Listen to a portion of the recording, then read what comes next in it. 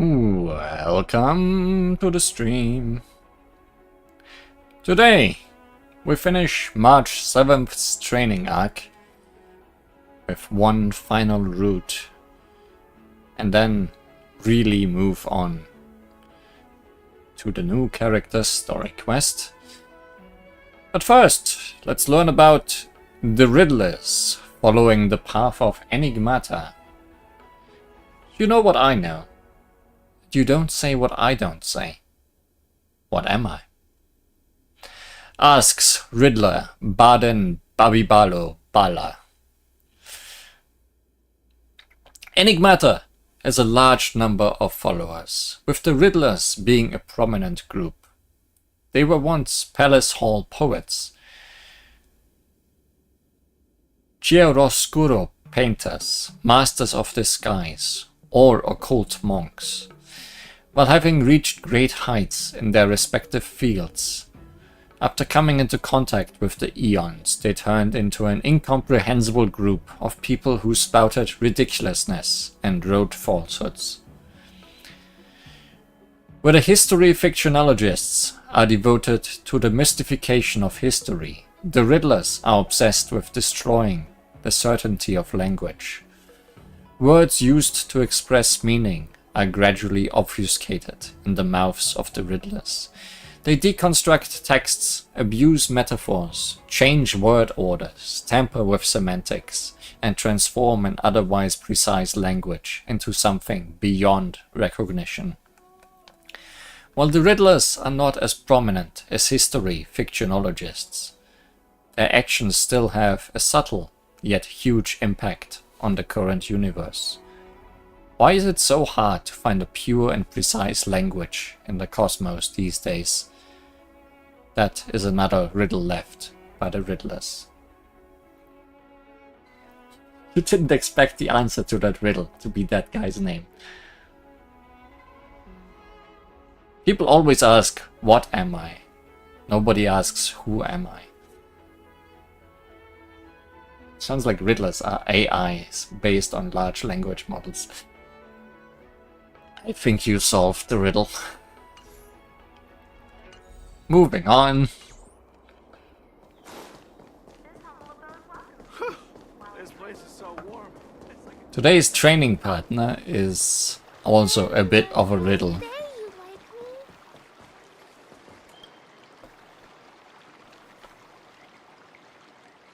Because I think she's the only one not from the Shienso. I kinda want a milk tea. Let's go get one after training. Well, he's from a different ship. But still. Spiritus Ex Machina. It's time for Silver Wolf.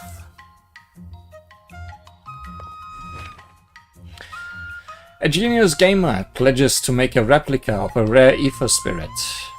Increase all initial stats to 200. Raise mood cap to 150. Increase all initial and max training levels by 2. That's a lot of stats to start off with. Are we just gonna get all the skills?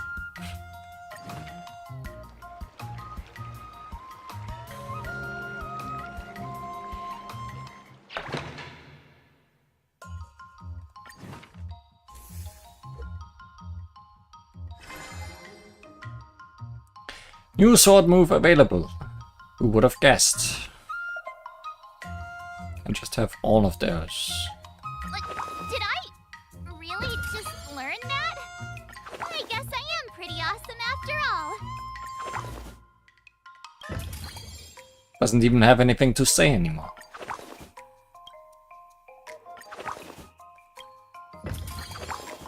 Marge just quiet now. Quietly appreciating the moves she already can have. Well, we need to set a goal, I guess.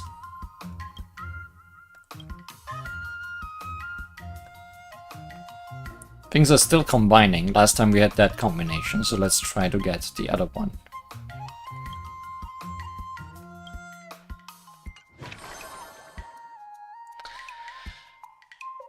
Well, we have more than enough strength already, so let's get some tenacity.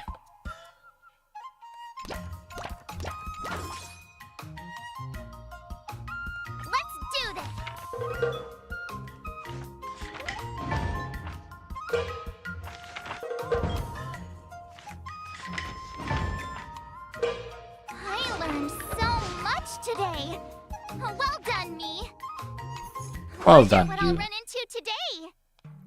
March 7th is frustrated about how to defeat the mech, but the Artisan's Ship Commission might offer her some inspiration.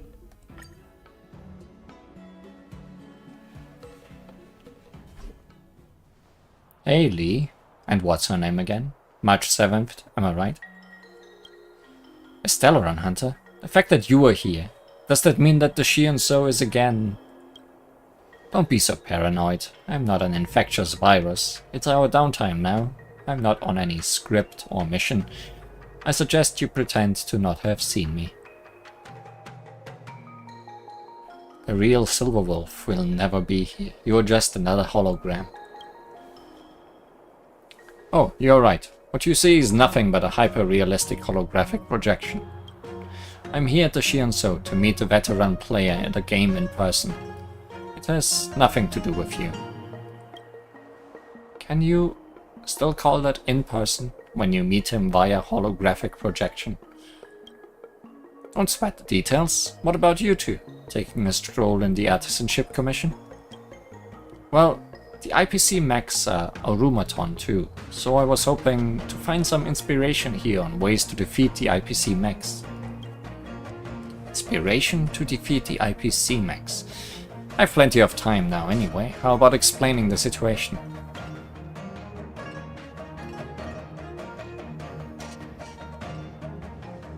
Hey, why am I a busybody too? Also, when did you come by? Huh? That's it? What do you mean by that's it? Are you looking down at me? My, behold the youngsters these days. I've been standing here for a considerable duration, yet not a single soul deigns to acknowledge my presence. Are you the Shion-So veteran player? Yes, I've been playing Ethereum Wars for a long time. I've got the information you wanted, but...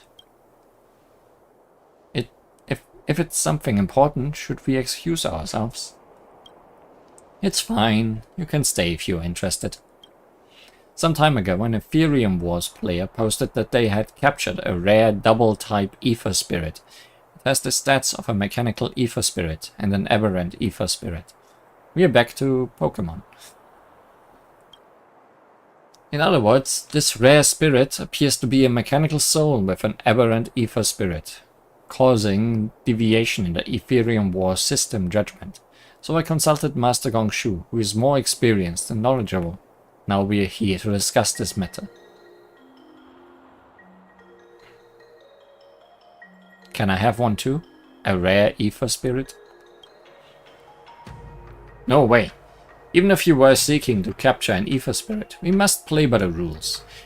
Mature players will seek information by themselves. I did mention an Arumaton, but these rumors of mechanical souls simply don't hold up under scrutiny. They are utterly unbelievable. You are simply wasting your effort here. What's there not to believe? There are plenty of strange things happening in the cosmos. Let's cut straight to the chase. What about the Arumaton Gatekeeper? I have good and bad news. Please don't tell me the bad news is that the Arumaton Gatekeeper is gone. You are right. It was automatically seen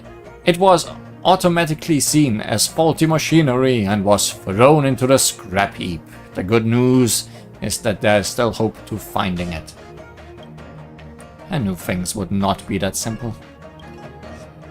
It seems like you two are interested in that rare Ether Spirit too.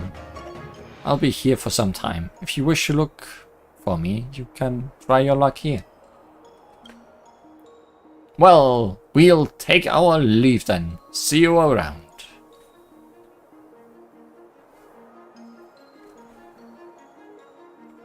A rare Arumaton Gatekeeper. That could probably give me some inspiration. Perhaps we can come to the Artisan Ship Commission and ask Silverwolf about it next time. Maybe. Silverwolf will provide free assist effects every day. Her assist effects will activate after meeting certain conditions. You feel more trash can exploration. Yes. Let's delve into the trash.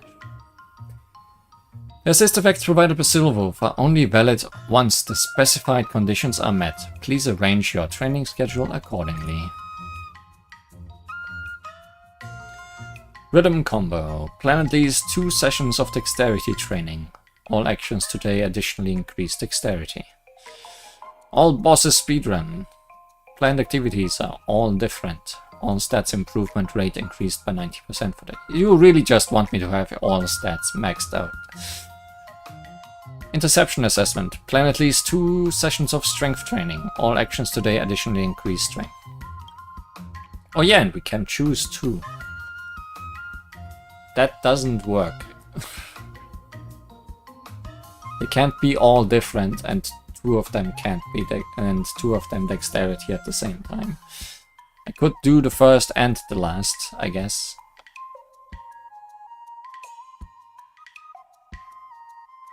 But I also want to rest. So I guess we are ignoring the dexterity. Another step closer to start.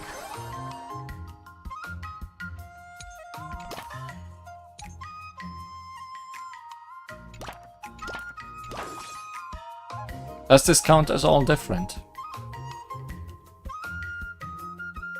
Or does the excursion not count? I wonder.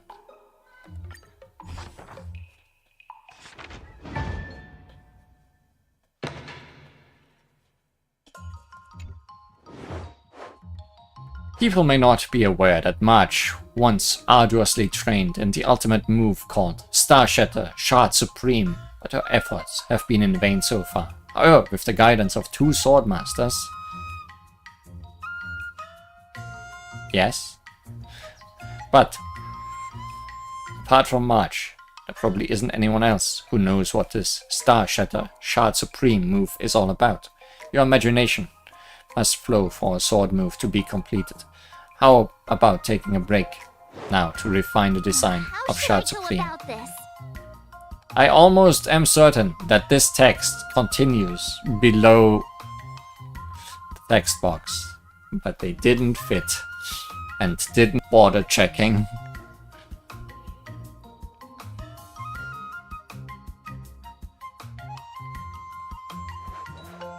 Great. Get moving, my swords.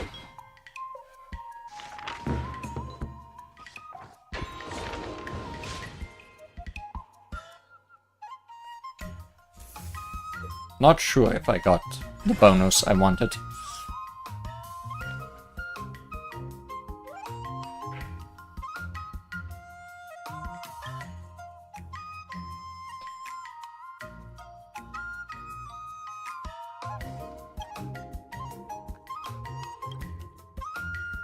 Oh, wait.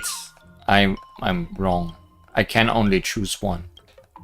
So I only chose the pick 2 dexterity 1 last time.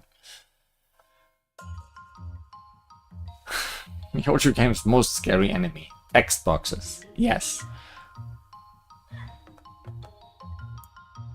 Everything's the same. Everything's 100% better. Full tenacity. Go. If you keep upping the training, I'm gonna start skipping class. I don't care.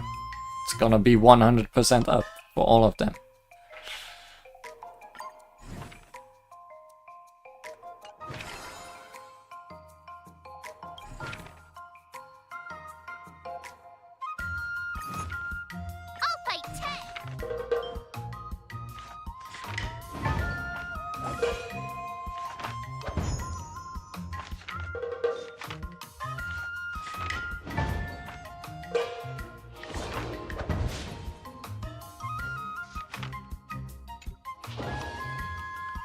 Improving the training. Training effects will be improved. Wonder what I'll run into today. You encounter Silverwolf, who just so happens to be collecting rare ether spirits, only to find the Arumaton has been handled.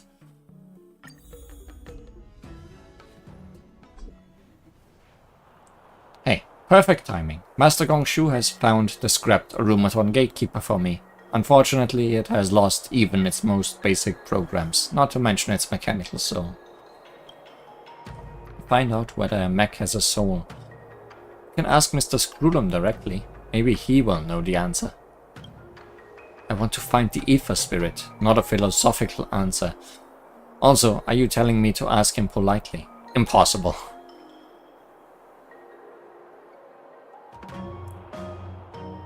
Rhetorical question. How can a butterfly be born from dead leaves? Are we just riddlering today?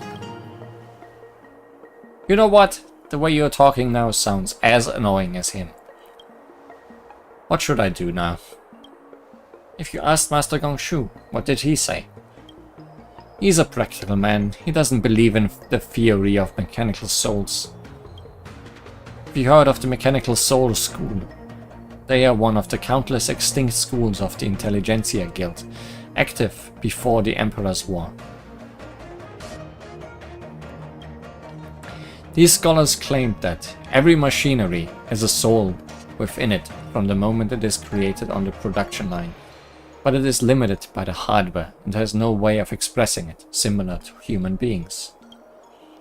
They even came out with a whole mystical ritual to communicate physically with the machinery, but everyone thought that they were crazy.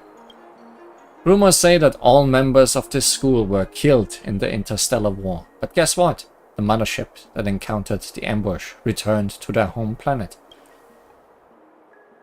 Wouldn't that mean that someone survived? Yes, the mothership survived, because it has a soul. No one survived. It was as if the mothership had a cheat code. It took over the vehicle, fired the weapons, and piloted on its own. It even escaped the engagement zone and brought the bodies of the scholars back to their home planet. None of the victims had witnessed the mechanical soul, yet proved its existence.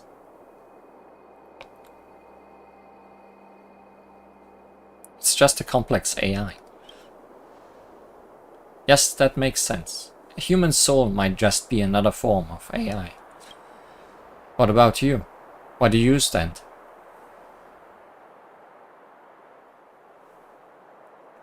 The real unknowns should not be explained by knowledge.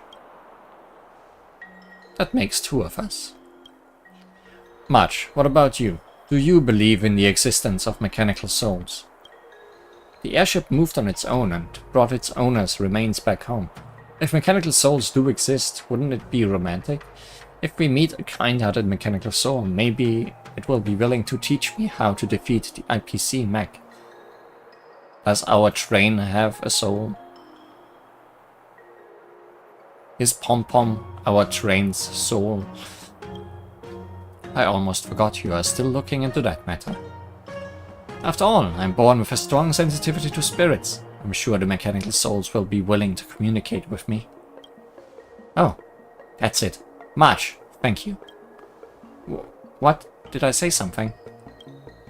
The Mechanical Soul School left a record of their mechanical seance arts. This means I can transfer its soul to another Arumaton.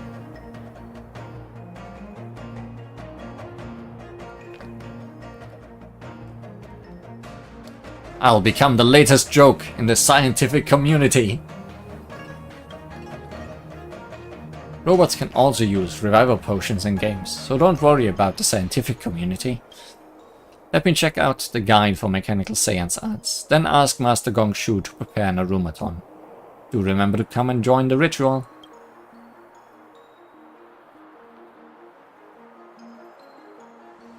Summoning a mechanical soul for an Arumaton. Oh my, I feel my brain's getting fried. We should return to the Artisanship Commission and see what happens next time. Silverwolf increases all training levels to level 5, as well as slightly increase other stats during training. Tip for Mihocho. Release a minigame that will ask you to resize rectangles until they fit all letters inside of it. Ah, the text box minigame. The only thing they will never attempt, because they are unable to program it.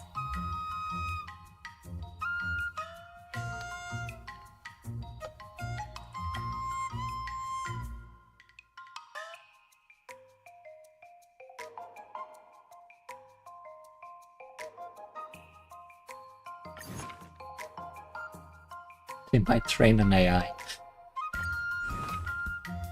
Seems more likely. Another new move under my belt.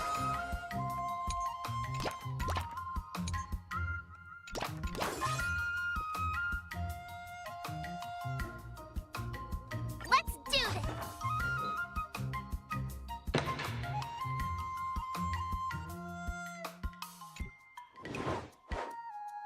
March suddenly receives a strange interstellar call. I know who you are, your predicament, and your problem. The voice on the other side sounds antsy.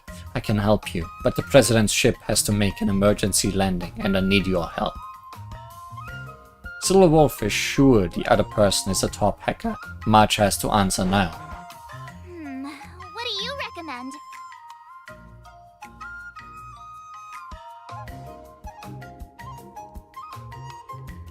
The number you have dialed is busy. Please try again later. No.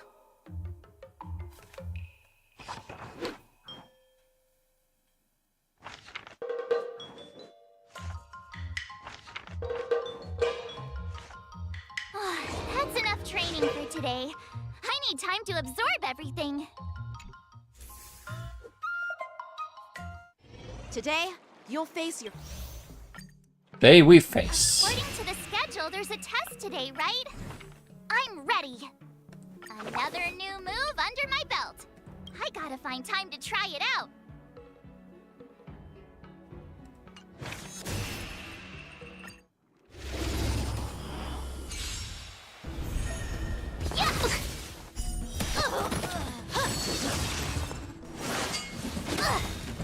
Azure Dragon, White Tiger, less carbs, what's this?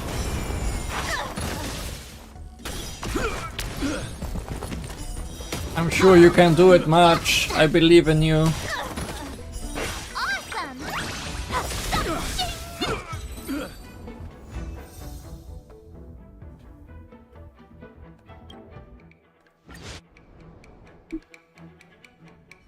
Looks like I passed the test, right? Looks like it.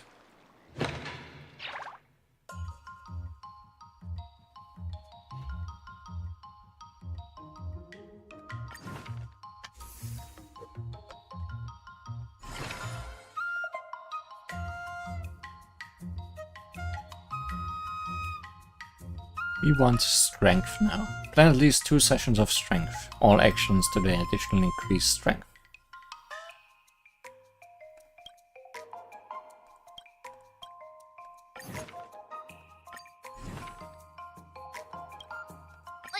Did I really just learn that?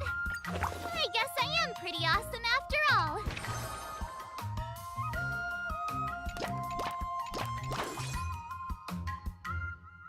I'll fight 10. Dog lifting.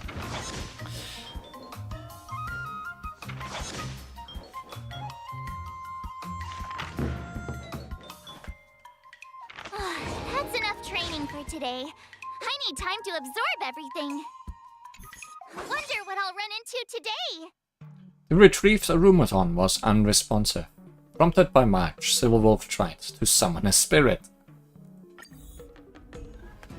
The scientific method. What took you two so long? We had a test. It was a whole thing. So Master Gongshu is here too. Seems like he also...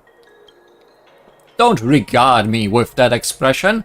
I remain steadfast in my disbelief in the existence of mechanical souls. But you came in the end. The preparation for the seance arts is done.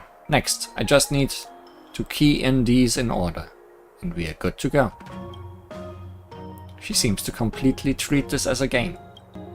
First, we need to chant a prayer to guide the mechanical soul. I leave that to you, March. Huh? Why me? Didn't you say you've got a strong sensitivity to spirits? So you do it. You'll take care of the metaphysical part, while I'll take care of the physical part. Fine. O solemn and mighty mechanical soul, we call upon thy presence. May thou guide our spiritual structures to the wandering soul at this place, echoing in the riveted joints and components. That's too profound for mortals.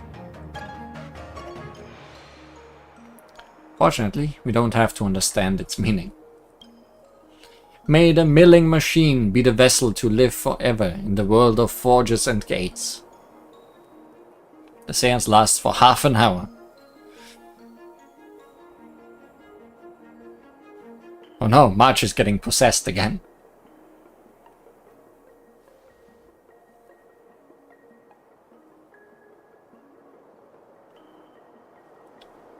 Gongshu, Gongshu, don't forget, Axu. Oh no, what is going on? Give me back March 7th! It's nothing serious, calm down. Axu, your best friend. Axu? Marge's eyes suddenly regained her luster, wiping off the lifeless appearance from moments ago.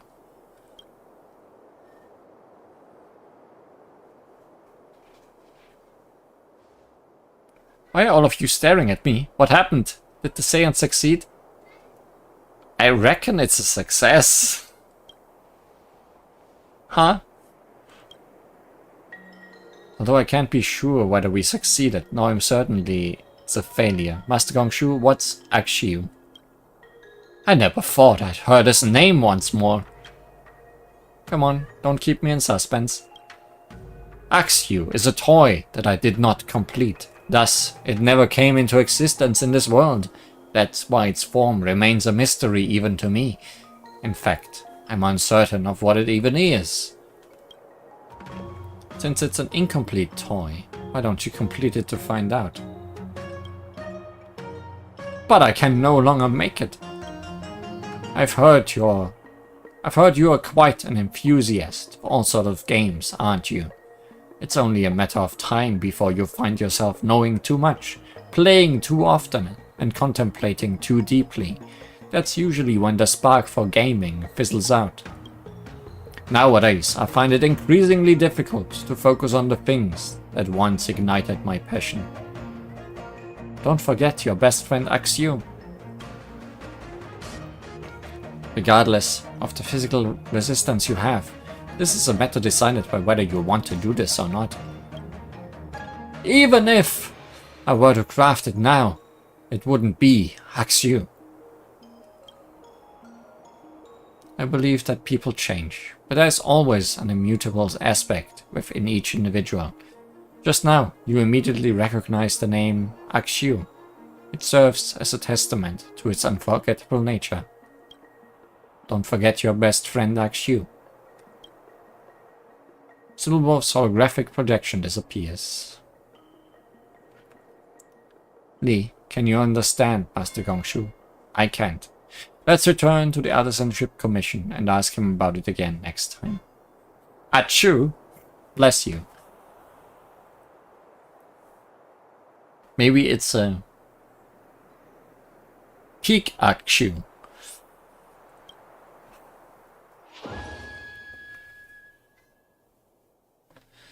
Increases Silverwolf's assist effects. You can now simultaneously select 2 effects. That's what I thought we did from the start. Accu? No! Too many puns.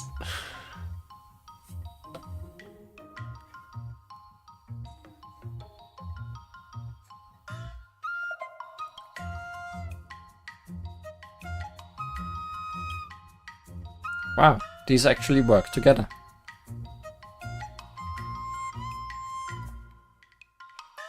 So 1 excursion and then 3 strength ones.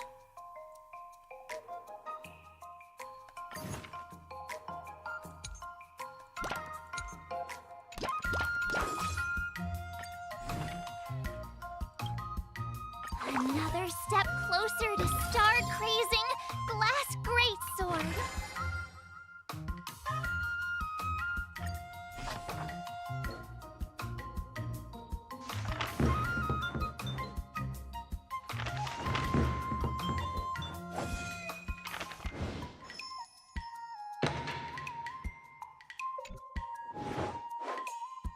Silverwolf is staring at the screen perplexed. Marge can't help but sidle closer. This fellow has been using the Silverwolf's name to spread ransomware viruses through the world. Silverwolf's tone is steady. But if I claim innocence, wouldn't I be playing right into this guy's hands? Silverwolf has always been kind to her, so Marge decides to help out. How should I Ransomware? go about this?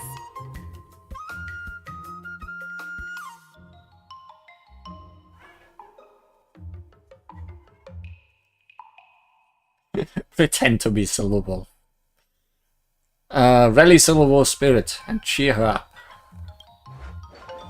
No. Beyond the plateau.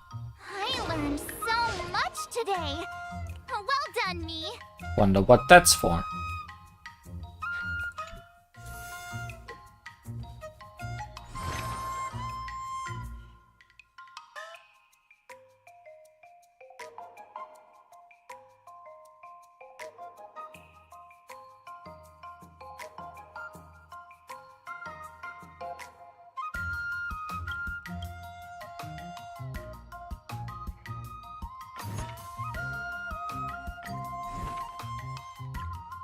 Another new move under my belt. I gotta find time to try it out.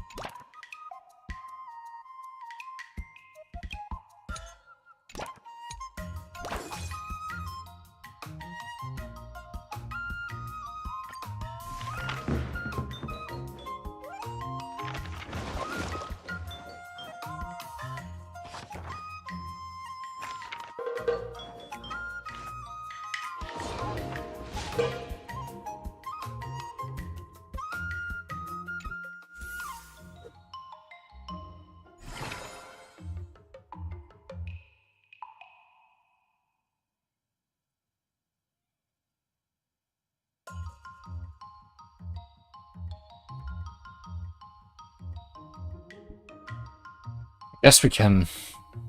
We already have enough tenacity. Just need strength now.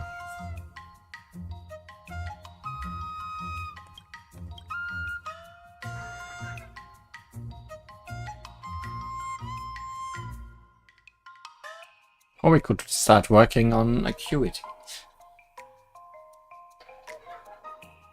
Nah. But let's start with this and no strength. No, no tenacity.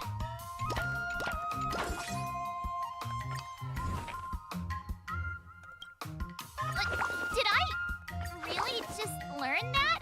I guess I am pretty awesome after all.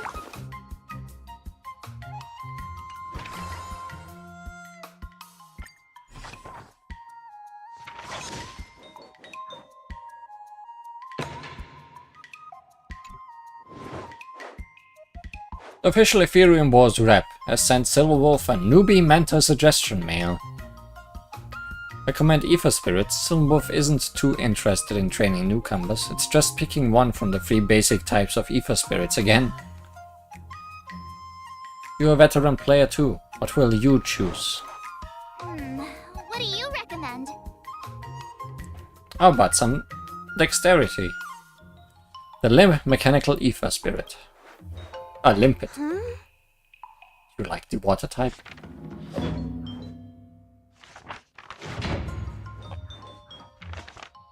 I learned so much today. Well done, me. Well done, you. Time for your second test. According to the schedule, there's a test today, right? I'm ready. Let's wreck that Arumaton that doesn't want to work for us. Yeah! Azure Dragon, White Tiger, less cards, what's this?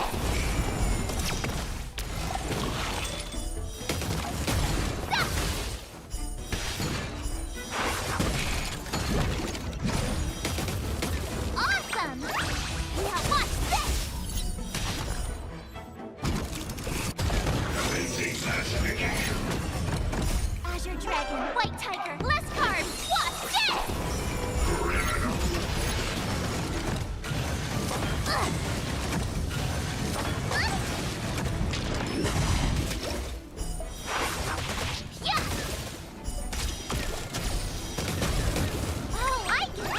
think my march may have gotten a bit overpowered.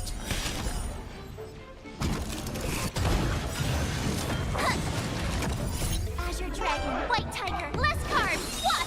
Dead! Lower your weapon.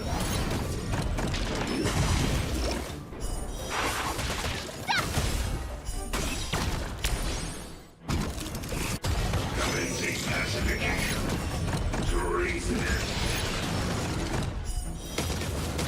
Yeah!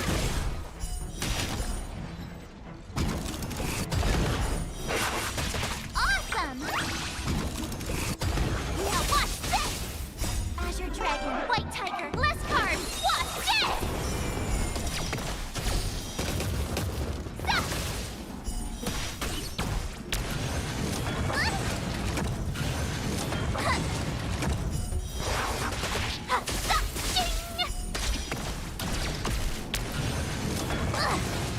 Lower your weapon. Yeah! Azure Dragon, White Tiger, less carbs, what? Dead! No more carbs for you. Also, no more carbs.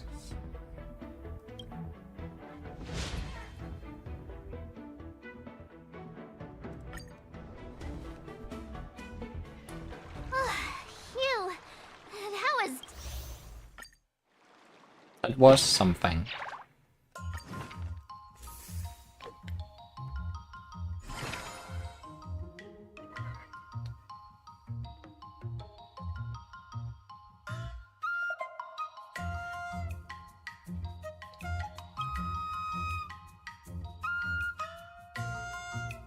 These don't work together. None of these do. Strength and tenacity. We don't need tenacity though.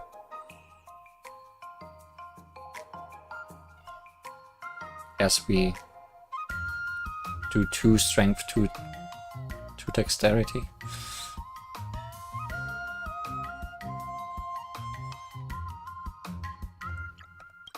Or maybe like this. 1 excursion.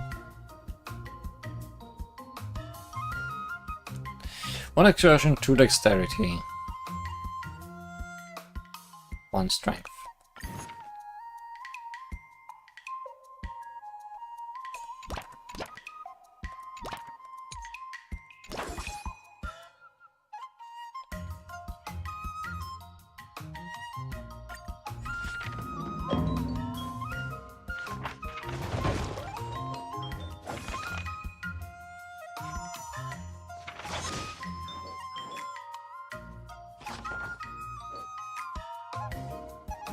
That's enough training for today. I need time to absorb everything. The acuity is the only thing that isn't getting to 800 right now. Wonder what I'll run into today. Wonder if I can still change that. The Spiritus Ex Machina descended upon the spiritually perceptive vessel, March, and everyone gained a new clue in the form of Axio.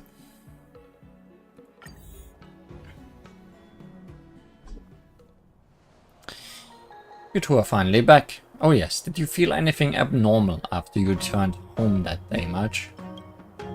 I guess not, but recently I've had the feeling that mechanical spirits and I are one.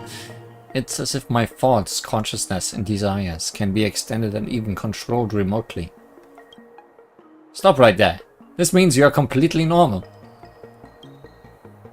I have been here the whole time, yet not a single soul deigns to acknowledge my presence. We noticed. We are just waiting for you. Master Gongshu, where's Axio? When I returned home that day, I impulsively began sifting through my cabinet, where I stumbled upon Axio's design. So what does Axio look like? Upon reviewing my blueprint, it finally dawned on me that Axio is nothing more than an ubiquitous side crane. The thing you've long desired to make was just a side crane? In my early days as a naive apprentice, my ambition was to fashion an impressive side crane, I harbored countless lofty ideas, yet in the end I failed to realize any of them, for I dared not let my master catch me indulging in mere toys. As time went on, I found myself consumed by other obligations. Initially, I pushed aside the notion of get it made, reassuring myself that I would attend to it once I had more time, but by the time I finished my work, the desire to see it through had faded away entirely. Subsequently, as I transitioned into the role of an artisan, my schedule afforded me ample time. However, each time I geared up to commence work on it, a nagging question would stealthily surface in my mind. Do I truly desire to craft a mere toy? As a result, I lost all enthusiasm and found myself unable to proceed.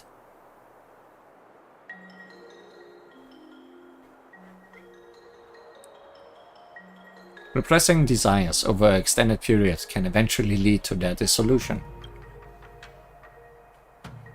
There was a time when I toiled day and night into crafting Axiu's blueprint, yet now nothing seems to ignite that same drive within me. Haha. Witnessing what you all have achieved and how you showed me what I once deemed impossible has prompted me to try again for the sake of all of you. The drama.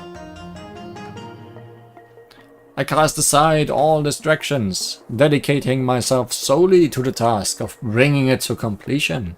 And at long last, after so many years, I have succeeded in crafting my Axiu. Adulting is hard. Miss March, don't you want to be an adult? I just cannot imagine how I will be as an adult. What about you, Lee? I want to become a respectable adult soon. Despite my centuries of existence, upon finishing the toy, I found myself feeling akin to a teenager. It appears the boundary between adulthood and childhood is blurred, if not non-existent. I think I can understand that. So, Cycrane's mechanical soul indeed once existed in the body of the Orumaton gatekeeper. Unfortunately, its essence flew away. I never thought you were a bard. Do you need me to put it in simpler terms? I mean, my rare ether spirit is gone. At least you can replicate Axiu's ether spirit as a keepsake. Well, I guess there's at least a guarantee in the pulse.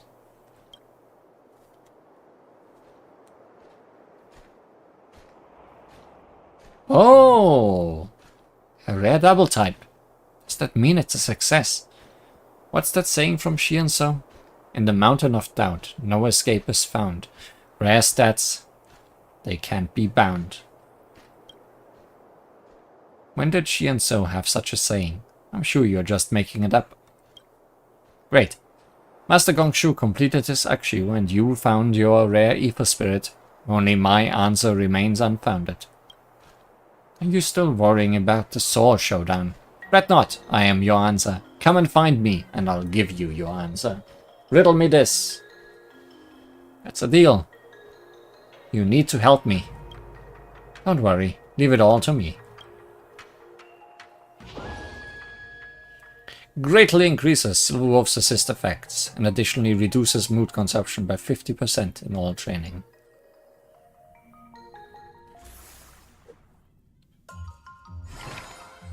I think we probably just want to focus on acuity.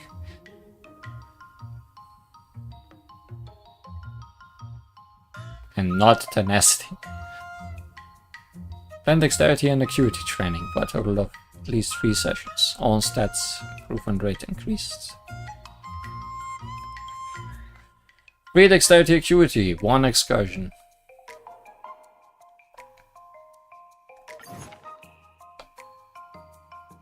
So, 3 acuity, 1 excursion.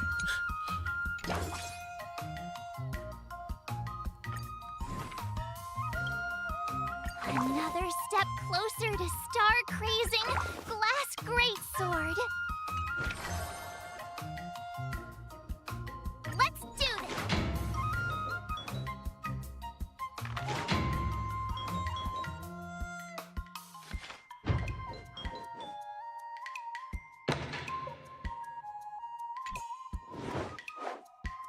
Silverwolf is staring at the screen, engrossed in her game. Marge can't help but slide it closer.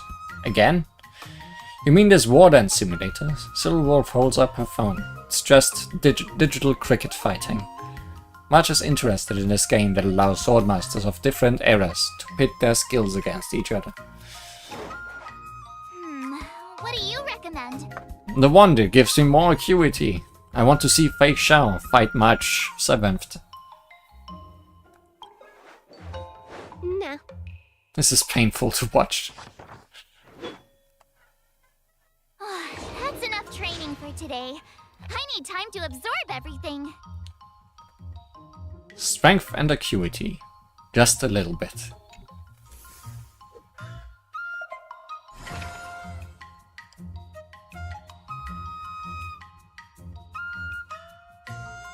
Planned activities are all different. All stats improvement rate 120%.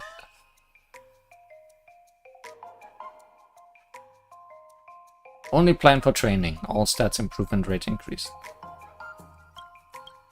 Isn't that just gonna complete me, no matter what I do?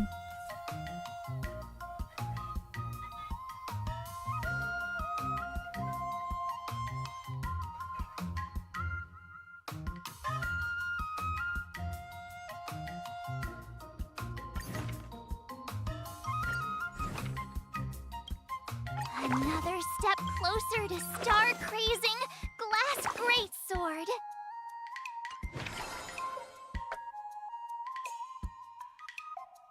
So, what did we want? All are different, so one of each.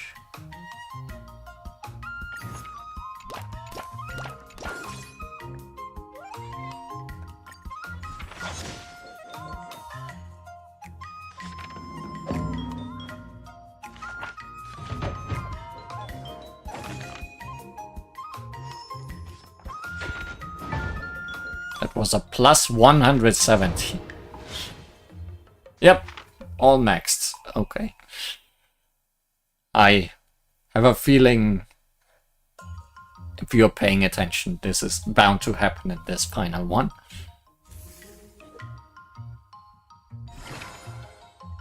Now nothing matters anymore.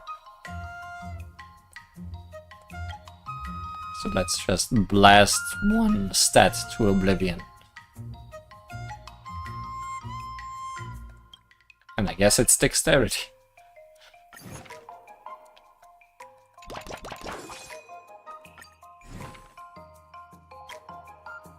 Another new move under my belt. I gotta find time to try it out.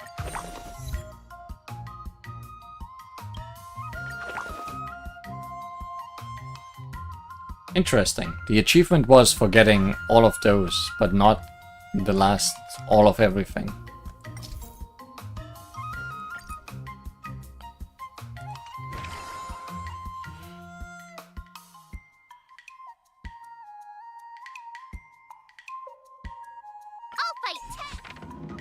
She'll fight 10. Perfect match class. She isn't a 9, she's a 7.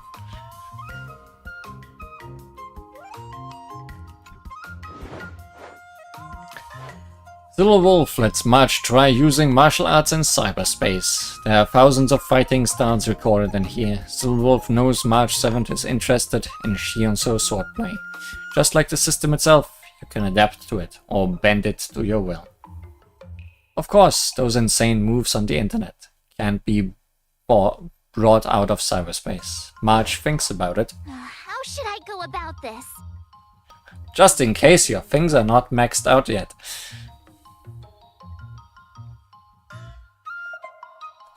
All in dexterity. No.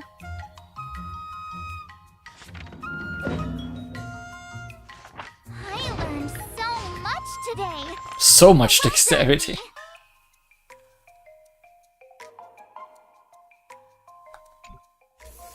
Dexterity, double the max. Before we start the test, there's something I need to tell you, Miss March. I've received a challenge letter from Scott. The final test. I'm a little nervous. Oh, come on, March 7th. You got this. Blade Core Genesis. Would be funny if she somehow lost.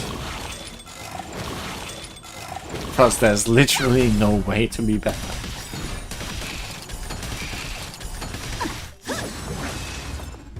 Azure Dragon, White Tiger, less carbs. What's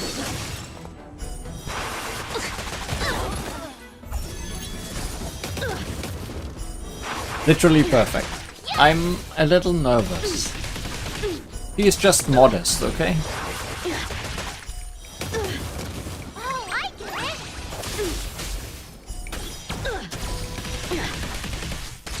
it. Or she just doesn't realize how perfect she is. All in on it. Azure Dragon, White Tiger, less carbs. What's this? And despite all this perfection, we will choose to cheat against Scott instead of fighting him fair and square. Exhilarating. Oh, he actually has 3 life bars this time, instead of just 1. Come get me. Punish evil. Not very sportsmanlike. Awesome! Azure Dragon, White Tiger, less carbs. What's this? So I guess they are really testing if you did max out your stuff. Sword, heed me. Have at you.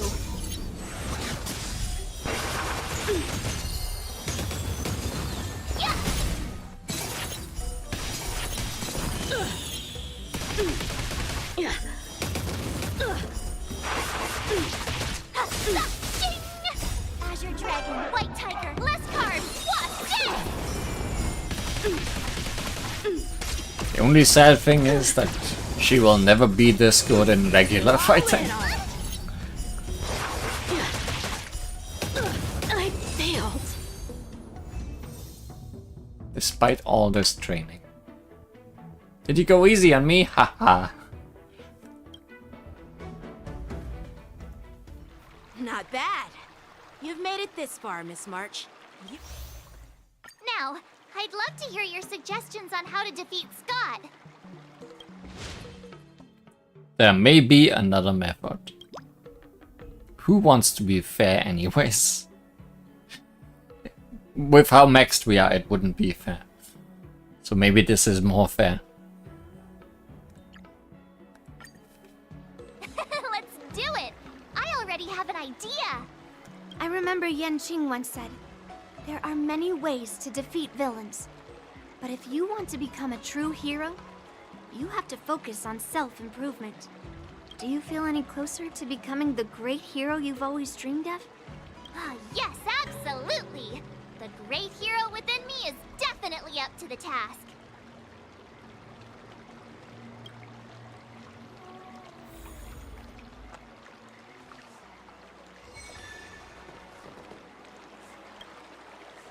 I'm going up against Scott soon. I'm so nervous. Nervous about what? Dealing with a few IPC minions is just a walk in the park. But Scott will definitely use the IPC's mechs. There's no way I can take them down with just a couple of swords, right? No way. It wouldn't be a problem for Yanqing or Yunyi. Masters could handle them for sure. But isn't it asking too much of a poor little rookie like me? Why focus on piercing the armor? For hackers, the ideal way to win is to infiltrate the opponent's system. Here, give me your sword. You get now a hacker blade.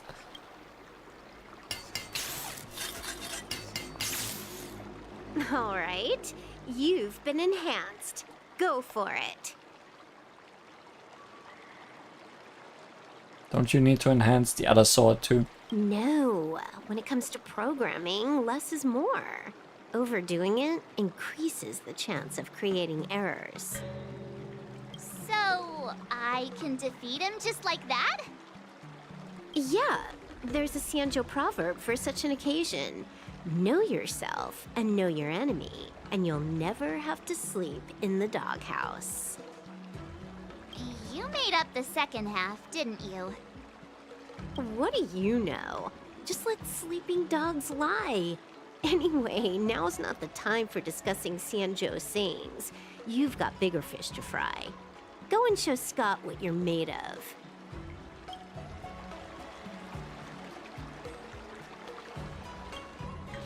For the fourth time and final time. Let's humiliate this pure man. If she had given us the fish sword, that would have been the most humiliating we could have been. Maybe even 2 fish swords.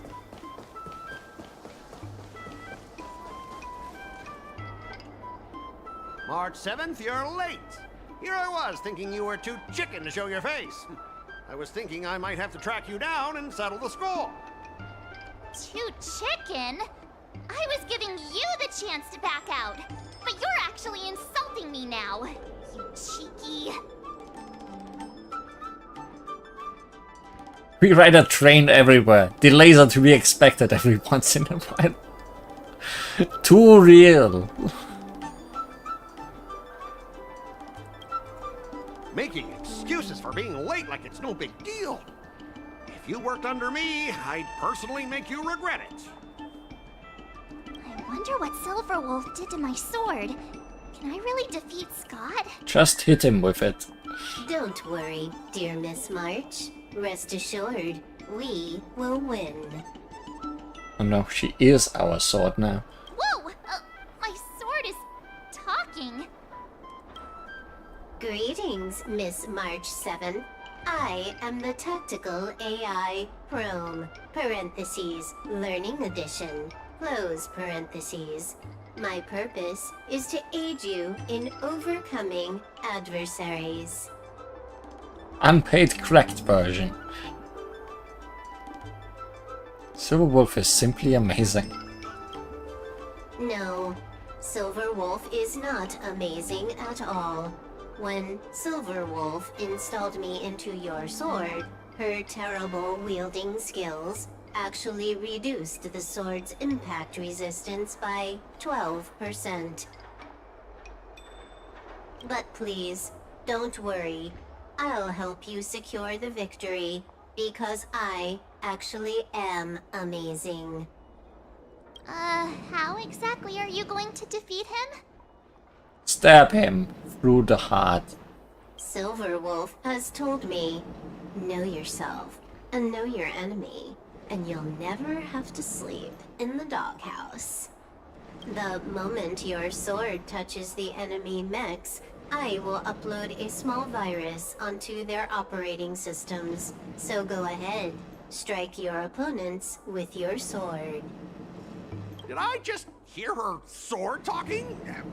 Are my ears playing tricks on me? Did you hear about the part about a virus? Hey, take this! Did it work? Before March could even assume her sword stance, Chrome, tactical AI in her hand, has already flown out, homing in on the IPC mechs like a cruise missile, and launched itself into the vital point. Operating system rebooting. Program failure detected. What's happening? My mech! What did you do to my mech, March? I don't know. Higher authority command recognized. Entering combat mode. Now it is time to fight, dear Miss March. Oh no! Boys, they've taken control of our mechs! Get ready for battle! Miss March, I'm begging you! These mechs are cheap! Please don't break them! Oh, good. Sure thing. Provided you do not fight back, the mechs will remain undamaged. Oh, this cyber swordplay is amazing. Know yourself and know your enemy, and you'll never have to sleep in the doghouse. Subcontracted assault. Deal massive physical damage to all enemies. Access locked. Silverwolf says you can opt to not use this ability. Just blast them.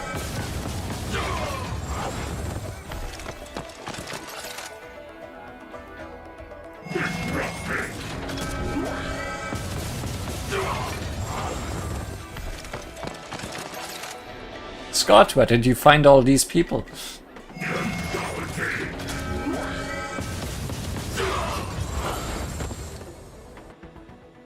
Oh, we don't get to use the ultimate. Specialist Scott, they're controlling our mechs. There's no way we can defeat them.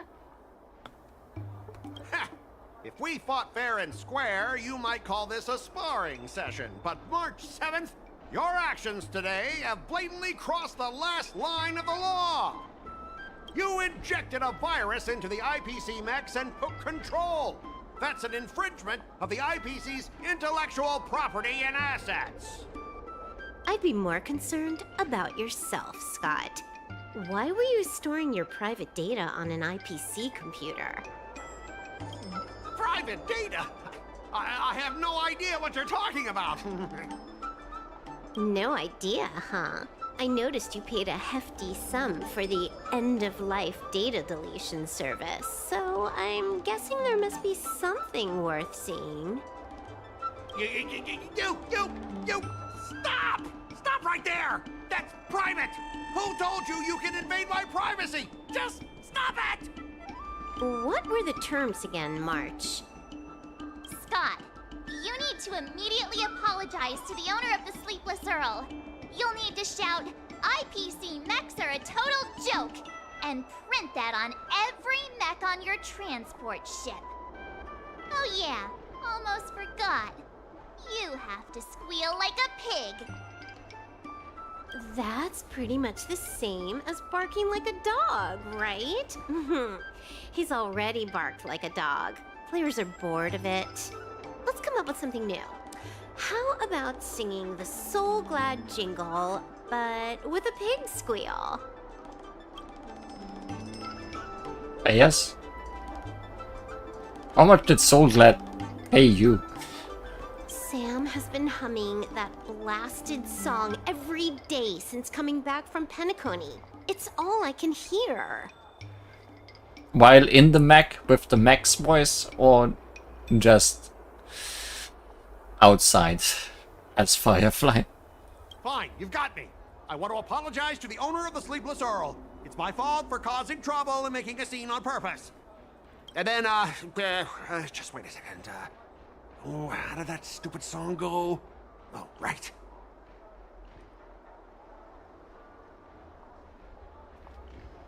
He's loading. IPC mechs are a total joke. Oink, oink, oink, oink, oink, oink, oink. Oink, oink, oink, oink, oink. Oink, oink, oink, oink, oink, oink, oink. Oink, oink, oink, oink, oink.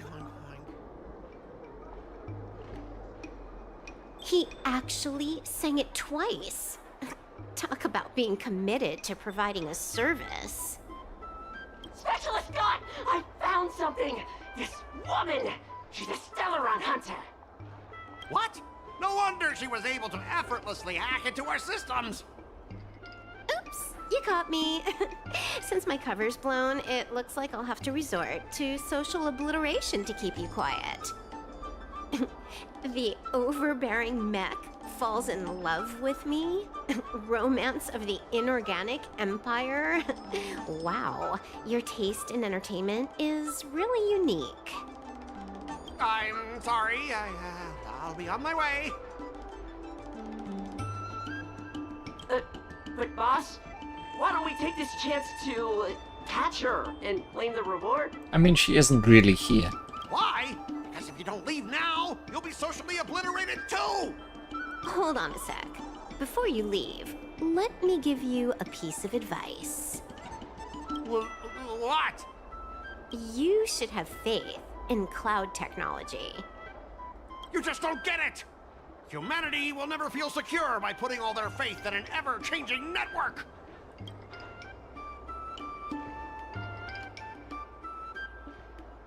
This victory has nothing to do with swordplay and everything to do with the power of technology. I've learned another Sanjo saying.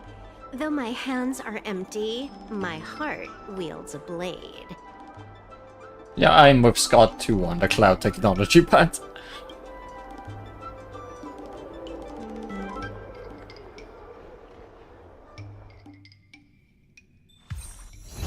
What a relatable character.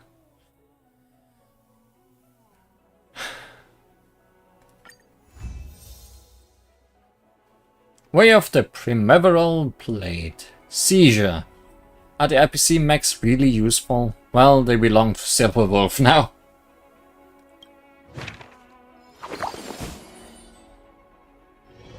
Oh wow, your handwriting is so beautiful! Can you teach Mr. Tails sometime? Hey, this little one is getting cheeky. Now you're being sarcastic with me, huh? What are you writing, March? I'm writing a letter to the Astral Express. It's been a while, and I thought I should let them know that I'm safe and sound here. You know that poem from the Cienjo, right? We like March. Her shoes are purple. She is new and high. Making up new Shianso sayings does not make them Shianso sayings. March, I don't think that poem is about you. Mr. Tail will do as a brush, yes. Huh? Writing a letter just to let the crew know you're doing all right? Do you guys not have phones? That lacks a sense of propriety. I'm not just writing a letter. I'm writing a handwritten letter. I've got to show them I'm really on the Cienjo. You should also tell them about our glorious victory. I didn't skip work to watch you write a letter. Come on, let's play Celestial Jade together. Hurry up! Hurry up! Just give me a sec. I'll play with you once I'm done. Dear Himeko, Mr. Yang, and Pom Pom, we're all good here on the Cienjo Lafu, so no need to worry. By the way, how's your trip going?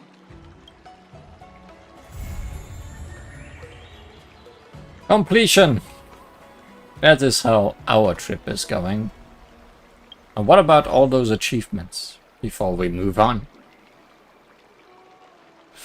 I'll take a photo of that letter and send it via whatever chat they are using.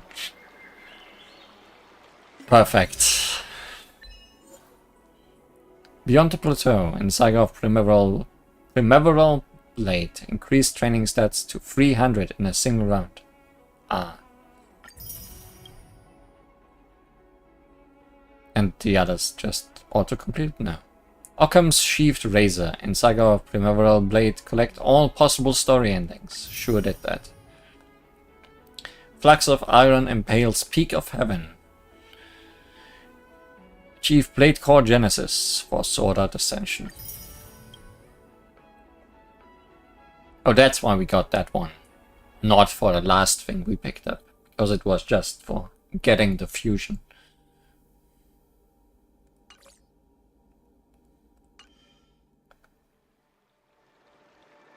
Okay, good. That yellow light has been teasing us for a while. Ever since March started learning swordplay from Yan Cheng and Yun Li, her voice has been absent on the Express. I wonder how well she's progressing. Where has she been these days?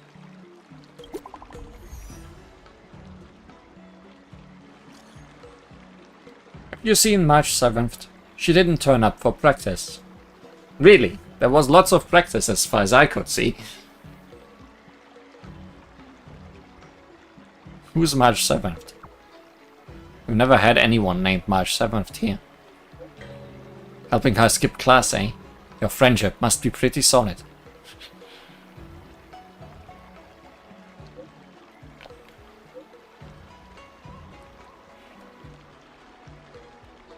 How about you take her spot for this training session?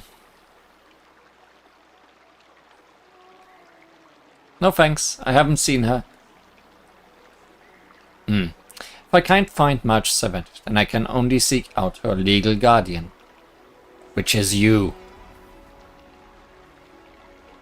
I'm not her legal guardian.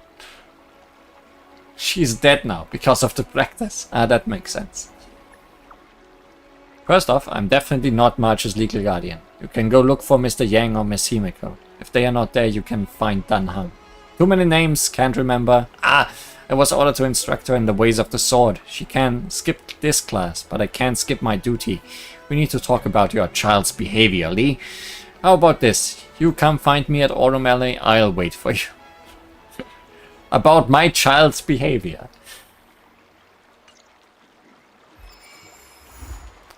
Vita Infinita. Swords to Plowshares. This is Yundi's story. It's just been sitting here. Very hard to avoid. All this time.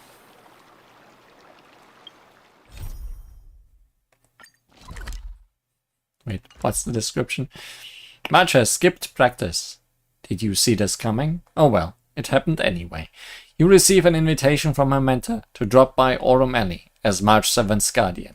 Do you get why parents with kids balk at having to attend parents-teacher meetings now?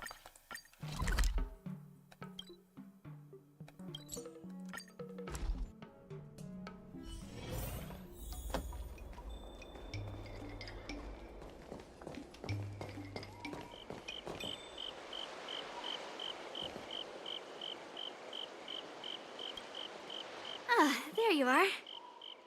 I look more like your guardian. I was looking around before you got here. I already looked everywhere, but March 7th is nowhere to be found. So, no need to keep looking for much? Nope. Let's just assume she successfully skipped class. She's dead. Actually, she's been quite diligent in her swordplay practice and hasn't taken many breaks lately. I think she deserves a day off. Besides, I used to skip classes even more than her back when I was still learning. If I was in the mood, I could train for 3 days straight. But if I wasn't in the mood, none of my seniors could find me. So I guess I can just leave again? You didn't need me, I guess? So, I can understand where she's coming from. So then, can I go back? Ah, no need. I asked you to come, so I won't send you away empty-handed. Free food? Since you're here, let me treat you to some tasty food. I'm glad I can read your mind. I'm more interested in you today. Suddenly. Let me be clear, I'm not learning swordplay from you. Let's walk and talk. I'll repeat. That's walk and that's run and talk. Isha told me there's tasty food in Arum Alley. Let's go there. Can't we just walk? Do we need to run? A table for two, please. All right, come on in. What would you like? Well, we'll have one of everything on the menu. It is free for me, right? You are paying? The entire menu? Do you think it'll be enough? I don't have much money on me right now. That's a blatant lie. Don't worry, I've got enough money with me. That might also be a blatant lie. Yunli looks at you confidently. Well, then I'll start making a few dishes, and if you need more, just let me know. Thank you.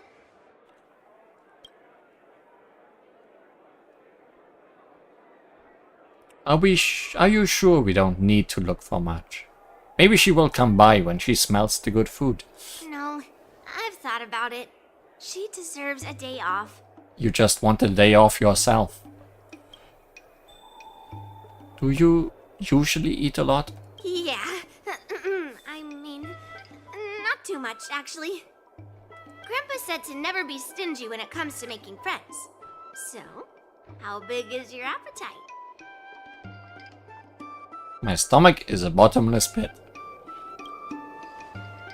Ah, then eat to your heart's content. Did you just say you were interested in me? Well, to be more precise, I'm interested in your sword. It's a baseball bat. Yanqing mentioned you before. He said that you're not to be underestimated, and that your weapon has a unique shape.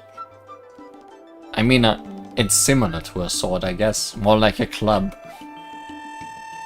So, I've always been curious about your sword. How the weight is distributed, what material it's made of, whether it contains any special ingenia, and what kind of sword techniques you use. A home run. It's not a sword, it's a baseball bat. Seriously? A bat? Are you disappointed? Just the opposite. This is fascinating. It is certainly a choice of weapon. My most trusted companion.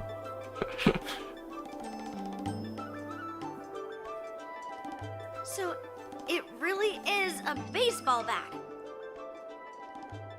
Grandpa said that a sword doesn't have to be constrained by its shape. So, in a sense, your bat is a sword too. He also said that a weapon mimics its master. So, your bat actually reflects your habits and nature, you know? What does that say about Lee? Let me guess. You're someone who doesn't follow the rules, enjoys improvising, and can handle yourself well against tough foes. Am I right? Rules are meant to be broken, or so they say. I always follow the rules. Have you been secretly filming me? Your bat is you, and you are your bat. Amazing, right? And I bet you always say something silly like, rules are made to be broken. You have been filming me. I've come across so many sword wielders who acted all righteous and moral, but were really just liars. Their swords always told the truth, though. They told me that their wielders were just a bunch of frauds who relied on their divine weapons for everything. I've hunted down hundreds of swords like this so far, and every single one of them has been melted down.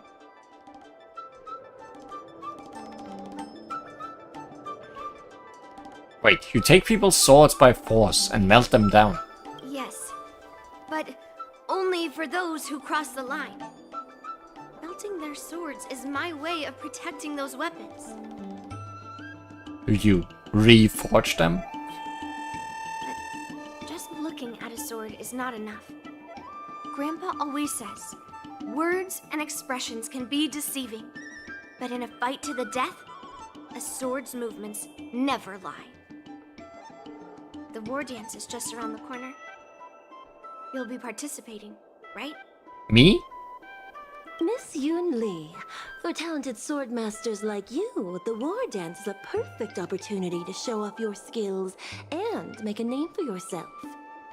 But for people like her who have already made significant contributions to the Xianzhou, they maybe don't need to prove themselves on the war dance stage. It has been a while, Miss Nameless. And you are? This is Madame Yukong's secretary. Thank you for your introduction, Miss Nameless. I'm Shi Kuei, and I work in the Palace of Astrum as the secretary for the Helmmaster. I apologize for interrupting your conversation. I happened to hear you discussing the war dance. And since this person is an old acquaintance, I thought I'd come and say hello. Are you hosting any guests, Miss Shioi?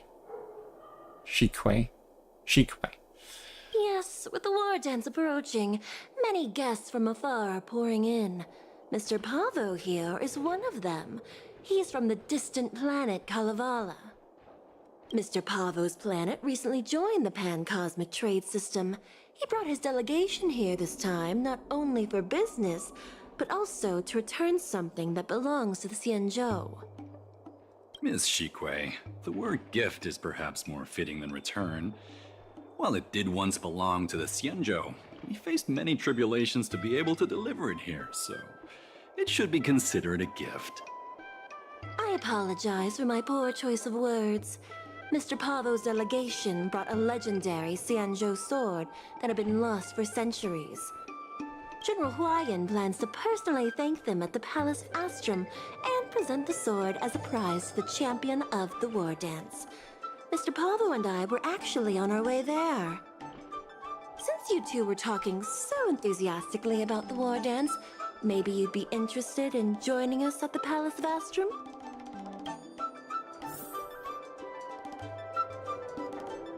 But our food...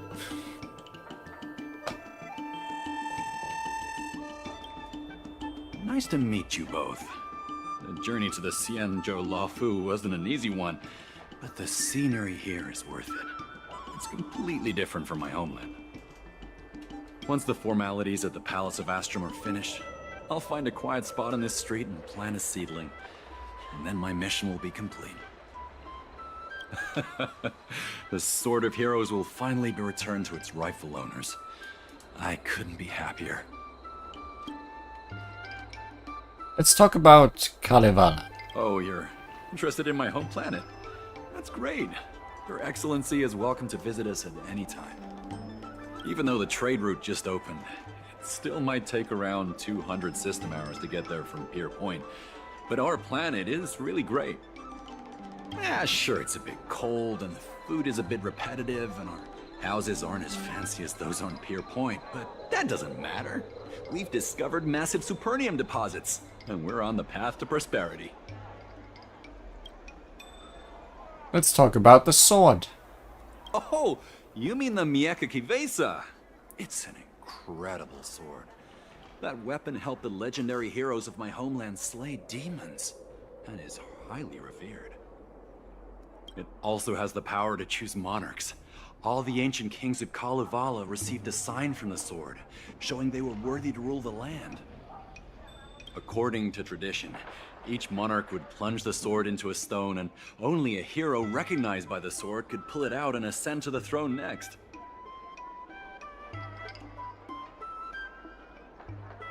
That sword can actually appoint worthy monarchs. Well, those are just legends from the past. No one today has witnessed it firsthand. Why don't you keep the sword for yourselves? Well, times have changed, and now that we have a council in place, the idea of a sword crowning a king has become a joke. Besides, it wasn't a native of Kalevala who last pulled out the sword and recognized its connection to the Xianzhou ship. It was a visitor from afar. While the sword holds great historical significance for Kalevala, it doesn't truly belong to our world. The old-timers on council had a heated debate about whether to return the sword. They eventually unanimously agreed to let the Mieka Kivesa return to where it truly belongs. That's the best possible outcome. I'm going to witness its return too. Wonderful. It's an honor to have so many people witness the sword's homecoming.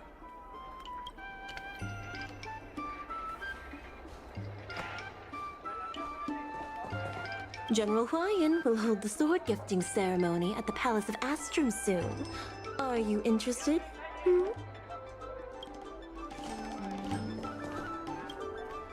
Let's head to the Palace of Astrum together. I'm not interested. After telling to him I'm looking forward to it. I'll have to take a look at that sword too. I know, right? Thanks to March 7th skipping class, we get to join in on the fun. Thanks, March. Grandpa always asks me to go look at swords with him, but he hasn't said anything about this one. It's really weird. But now that we're invited, let's go and check it out. Maybe he's afraid you're just gonna melt it down.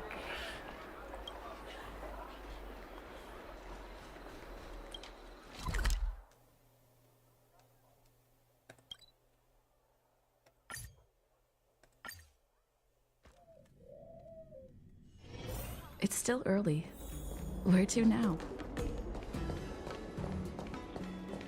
There you are? Come on, let's go to the ceremony together.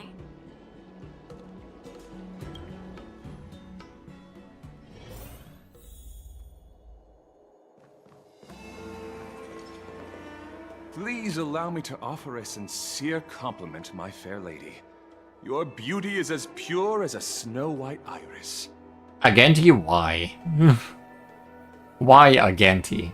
Also, congrats on having a new voice actor. Well, if it isn't my dear friend! Glad to meet you again. Who is this weirdo? Correct question. Who is this knight? I am Argenti, a member of the Knights of Beauty. I was invited as a part of the Kalevala delegation to escort the legendary Mieka Kivesa back to the Cienjo. May I have the honor of knowing your name? My name is Yun Li. What a beautiful name! I wonder if you have ever heard the holy name of the pure and flawless goddess Adrilla. Oh, you're here, Yun Li. Didn't expect you to be so well informed. Well, now that you're here, don't forget your manners. He says, cutting off Agenti. Manners. Come on. You won't find another granddaughter as polite and well-behaved as me. Well, just remember this is a very serious ceremony. Sorry for keeping you waiting, Mr. Pavo. Now, let the sword gifting ceremony begin. Before the ceremony officially commences, I want to express my gratitude to the Knight Argenti. Thank you for enlightening us about the sword's origin, and for escorting it here safely so that we may complete this ceremony. Wait, it started with him.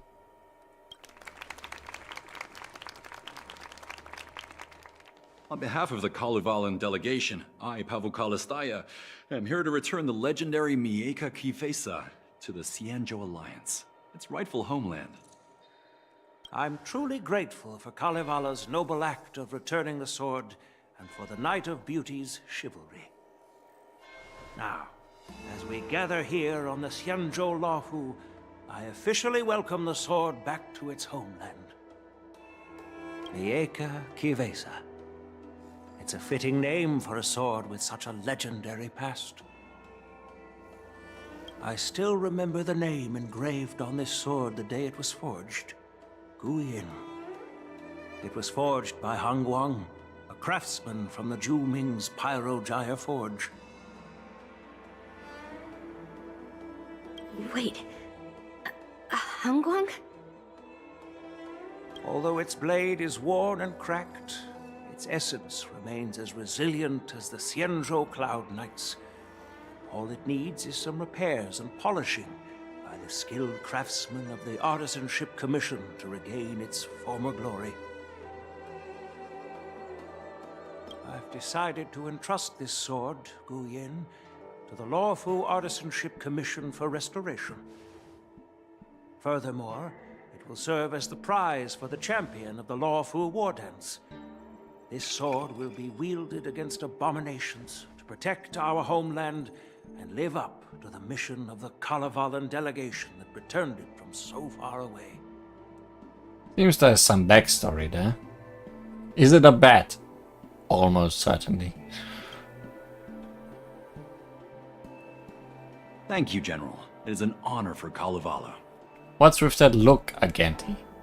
Now, esteemed knight and delegation members, please head to the Artisanship Commission, where...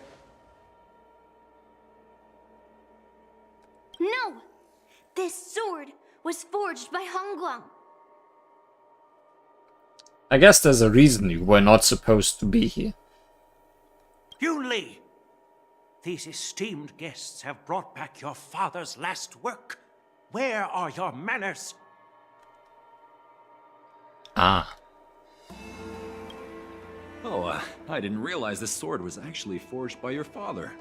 Returning it to its rightful owner is, Grandpa, give me that that cursed sword right now. I'll melt away the remnants of that man's curse once and for all.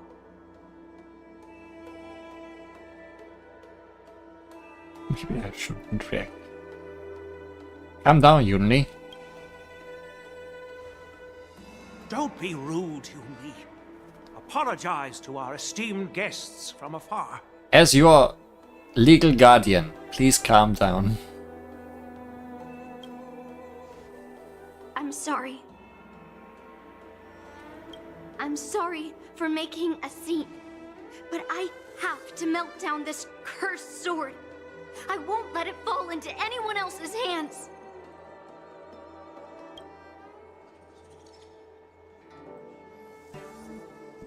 Yunli, please, go for now.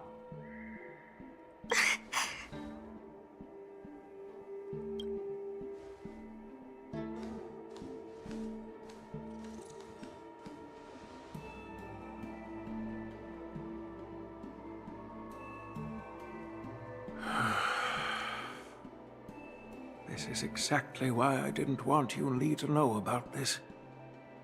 I didn't want to create trouble, but trouble found its way here anyway. Perhaps it really is divine intervention. Could you, please, keep an eye on Yunli for me? As her legal guardian, I'll make sure she doesn't get into any trouble. That is a tall order, but I'm counting on you. I apologize for the unfortunate interruption. Let us move on with the ceremony. So about this being a cursed sword.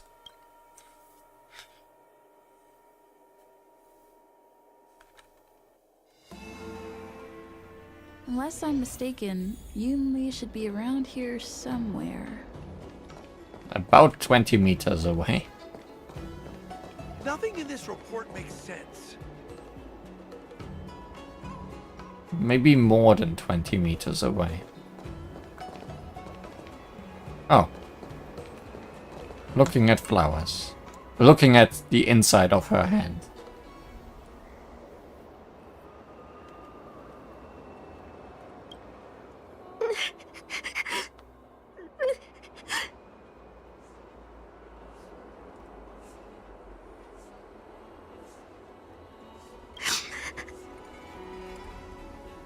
Stop watching me and say something. Okay, wrong choice. That's even worse choice. What's wrong, Yumdi? Did Grandpa send you to look for me? I would have done it even if he didn't. I bet he did. Actually, I'm here because I care about you. She was a mind reader before. Really? Thank you. Just so you know, I'm here just waiting for the perfect moment to snatch that sword. And once I have it, I'll melt it down before anyone can react. Don't even think about stopping me. No one can stop me.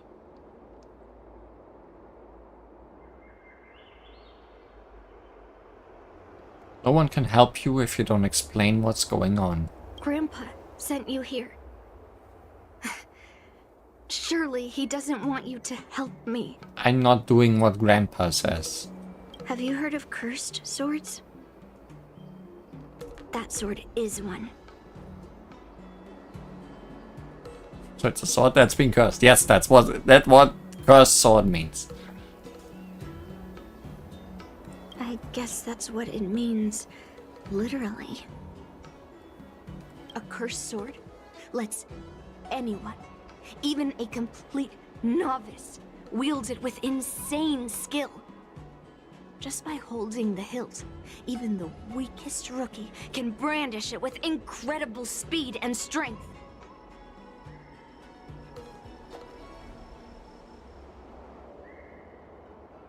Something like that, March could graduate in just one day. I'm not joking around. And I'm not making up some crazy story. She's angry.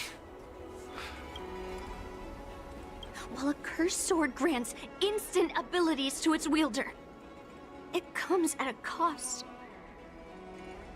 It's like continuously adding fuel to the forge. With each swing, the sword drains the wielder's blood and essence.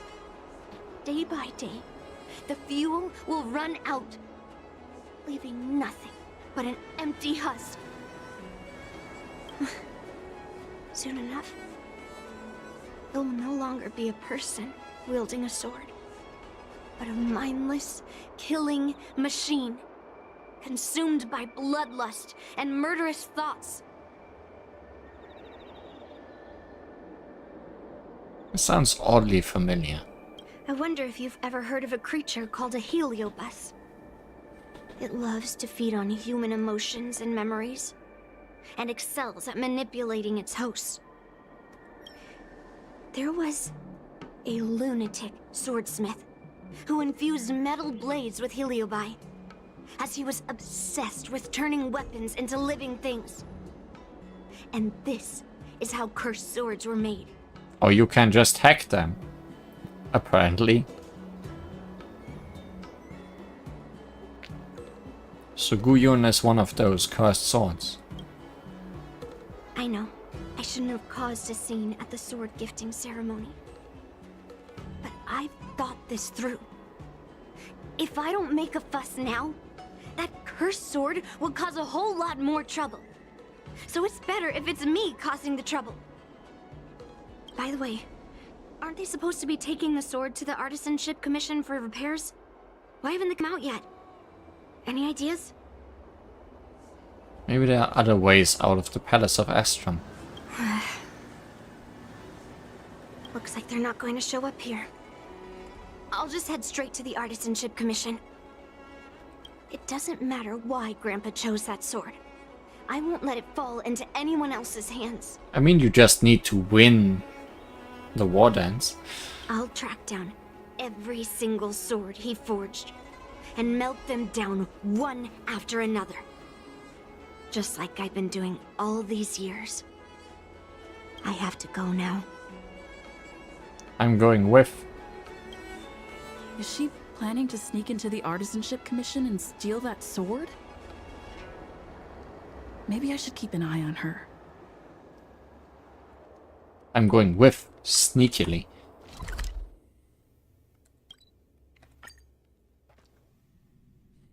The Artisanship Commission is so big. Where could she be? Smelter Jung. Yes.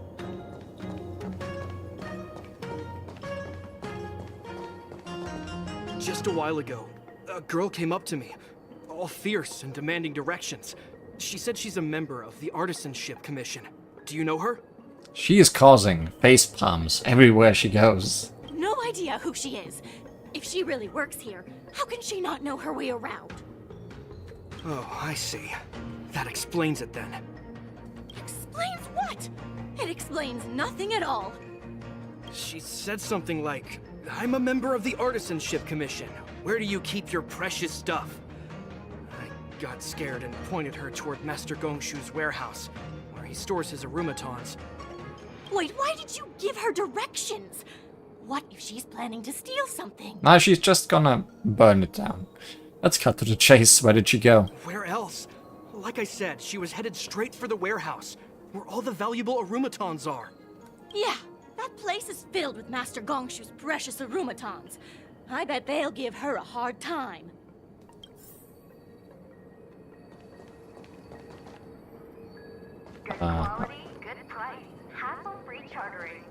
I forget how to use this.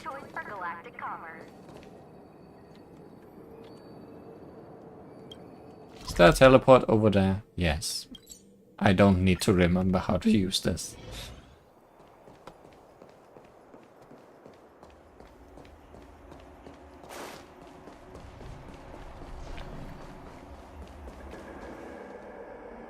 I think she's probably gonna do fine.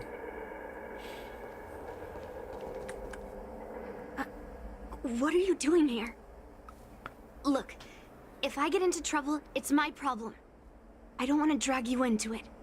Sorry, but trouble and me just go together. Fine. Let's smash these metal cans first. Then we can talk. I appreciate that. That's it. Oh, we don't even get Yunli. Eternal. In that case, no reason to fight. The dead return!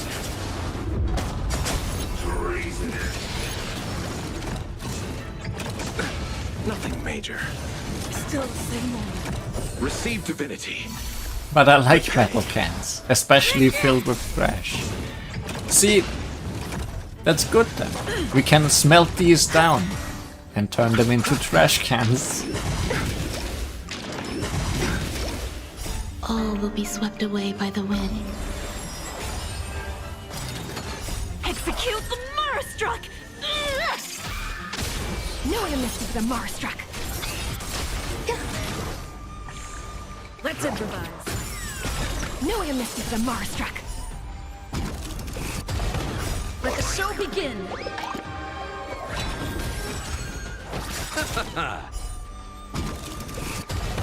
The dead return!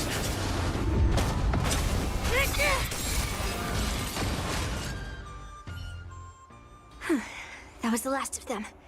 Thank you for helping me out. Didn't even use my bat, just my head. This place is heavily guarded. But there's nothing but arumatons. Where is the arsenal? Seems like not even those craftsmen know where the arsenal is. At this rate, we won't find anything. And Grandpa might take me away before I can do anything. You're not really here to help me. You're here to stop me, right?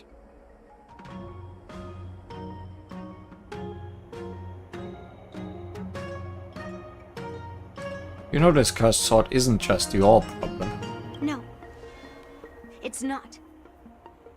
Grandpa made a promise to the delegation, and going back on his word would tarnish his reputation and make things difficult for the Lofu. But leaving that cursed sword here will also make things difficult for the Lofu. So all things considered, the best outcome is for me to melt that sword down and take all the blame. You probably think I'm being impulsive and unreasonable, right?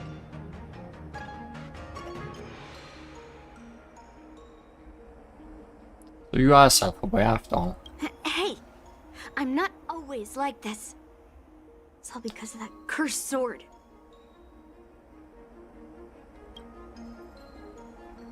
Why don't you just tell me everything? Look. I owe you an explanation. But this isn't the best place to talk. We need to find somewhere else. Let me be clear, though. I'm still pretty riled up. This is just a temporary break.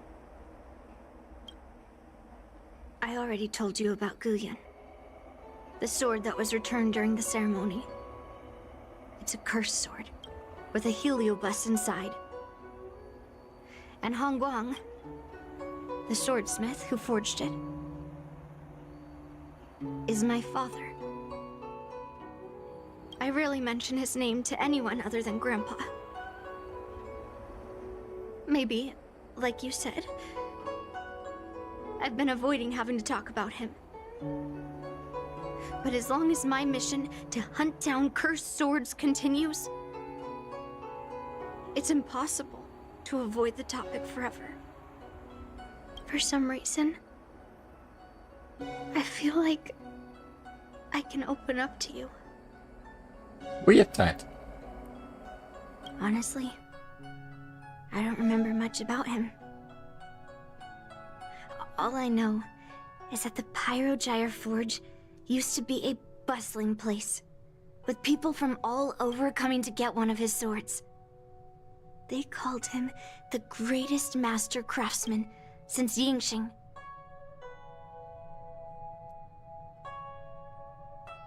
Much fancier word was used than flame wheel. Pyrogya. I mean, pyro clear and gyro is also clear. I didn't catch all the details, but I do remember seeing him forge those amazing swords, while the visitors watched with smiles on their faces. I used to believe that craftsmen brought happiness to others. The swords crafted by the Pyrogya Forge are famed across the stars. They possess exceptional sharpness and invincibility. With these legendary weapons, even ordinary people can become skilled warriors, capable of overcoming the most formidable opponents. But then, he became obsessed with becoming a famed swordsmith, and started crossing all sorts of lines. He forged cursed swords that should never exist. And all those people who desired those twisted swords started flooding into the palace. However, just like Grandpa said, those who excel with the sword will eventually suffer by it. The palace was overrun with visitors from afar. Some left empty-handed. Others got swords that didn't fulfill their desires. And some even resorted to stealing. And in the midst of all the chaos my father created, he ended up being stabbed by one of the swords he forged. Some left empty-handed. Some left unhanded. It was so sudden and unexpected. Everything went silent for a moment. All I could hear was the sound of bones breaking and blood pouring out. I was frozen in place, unable to move. It was only when my mother pushed me away from the deadly swing of the cursed sword that I managed to escape. I don't remember much after that, except for the pounding of my heart and the sound of my own gasps of breath. I could hear the smiths in the Pyrogya Forge shouting, "Run away, Yunli!" And the screams of agony. My tears wouldn't stop, and I couldn't see anything. I kept gasping for air until I collapsed in a pool of blood. If General Huayan hadn't arrived in time, I probably wouldn't be here talking to you now. After that, General Huayan took me in and treated me like his own granddaughter. To me, he is 100 times better than my sinful father. He taught me forging and swordsmanship. Han Guang paid for his sins, but his troubled legacy must not go unchecked. According to the records, he forged a total of 1,382 Heliobus cursed swords, and 182 of them had unique designs. That's a lot. That's a lifetime worth of things you need to smelt it down. When I joined the Pyrogya Forge for training, I made a vow to hunt down all those cursed swords. So far, I found 312 of them, and Guyan will be my 313th. Like all the other cursed swords, I'll separate it from the heliobus. Then, I'll melt it down and make it part of the Blade of Forged Remnants. I've said my piece now. Even though it'll be tough for Grandpa, I still have to melt down the sword. Is that your sword? The sword of the remnants? Is that why it's so big? Because you keep forging other swords into it?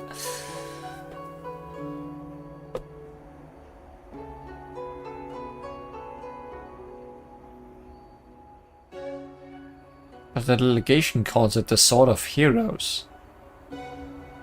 Those travelers who came seeking Hongwang's swords all came in the name of justice and honor. She's either very old or finds a sword every week or so. She might just find a sword every week or so.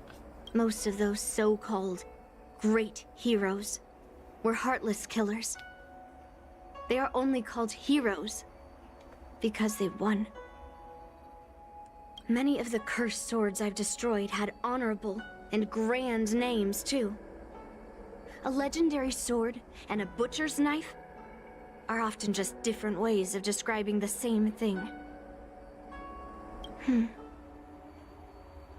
Somehow, after talking to you, I feel like I've cooled off a bit. Back in the forge with you. Well, I'll have an honest conversation with Grandpa tomorrow. And I won't take any action against Gu Yun until he gives me his reasons. Don't forget to apologize to General Hu Yan. Yeah. I shouldn't have done that in a public place. Anyway, thank you. We'll catch up tomorrow. I should go back to the Palace of Astrum and tell General Huaiyan what happened at the Artisanship Commission.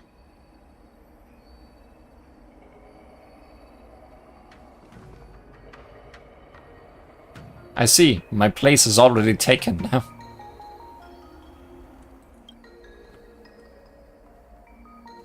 Who are you? Could you be Listen. 1 day of work, 5 days of work. Come with good benefits. 5 days off. Come with good benefits. It's dangerous here. Get down from there. You say after sitting there yourself. What? I'm not here to off myself. I was just tired, so I sat down to rest. It's not right. The hexagram said pure passerby will definitely be around here during this time. Be honest, are you pure passerby? I don't know if I am. Tch, what a waste of time. I thought you were that person who was harassing me a few days ago with a weird username called Pure Passerby. But it turns out you're really just a passerby. What a letdown. I waited for so long. What really happened? Look like an outworlder. Fine. It shouldn't hurt if I told you. You're just gonna give me a quest that we're not gonna do now. A few days ago I was browsing randomly on my Jade Abacus and there was a young man who just turned adult. He was asked if he could apply for the Divination Commission or the Artisan Commission. I've been there before, so I gave him a brief breakdown of the pros of the Artisanship Commission. You see, the craftsmen earn their living with their craftsmanship. Wouldn't it be great to have a skill you could always rely on? Everyone on the Shianso knows that the Artisanship Commission oversees many projects, and as long as you work hard, you can earn a lot. You're lucky enough to invent some kind of mechanical device and sell the patent. So, although you cannot collect fees after the patent protection period expires, if you're smart enough about it, you can still comfortably live off the patent fees for decades. Besides, everyone in the Artisanship Commission is a craftsman. Over there, skills speak for themselves. There's no office policies, so young people won't be at a disadvantage if they join. I responded with a well-meaning piece of advice for that kid to apply for the Artisanship Commission. Then this pure passerby guy chewed me out just for that. What was he chewing you out about? He lambasted me on almost every point I made. He refuted the advantages of the Artisanship Commission I raised one by one, and gave me a fierce tongue lashing, saying that the most popular workplace on the Shion Zone now is the Divination Commission. Meh, I'm from the Divination Commission myself. Why didn't I know about this? The nonsense he spouts is going to lead the kid down a wrong path. I'm not a coward either. We argued for a few days, but it didn't seem to lead anywhere, so I suggested we meet in person and have a face-to-face discussion. Come to the largest freight starskiff on the Artisanship Commission. Let's talk face-to-face. I posted this publicly, so he and everyone should have seen it. He even said he'll be here. So why haven't we seen him?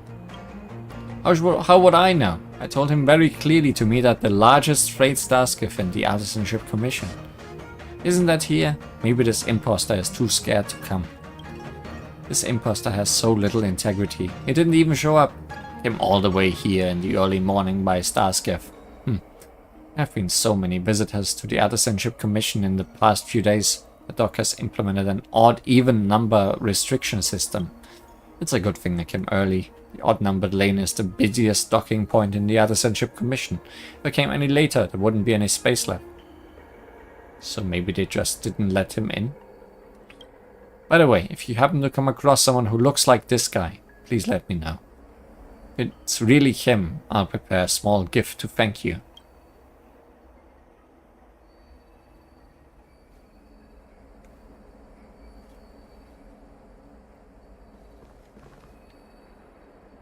Sure.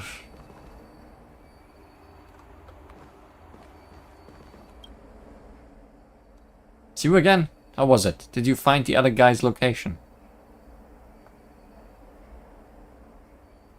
Huh? Did I talk to these people already? What? He's on the other side. I was wondering why I didn't see him. Wow, he even set up a trap for me to fall into. He's so despicable. I shall be ready and write a denunciation to expose his dirty deeds to the public. I have to calm down and think. No. I have to calm down and divine my next steps.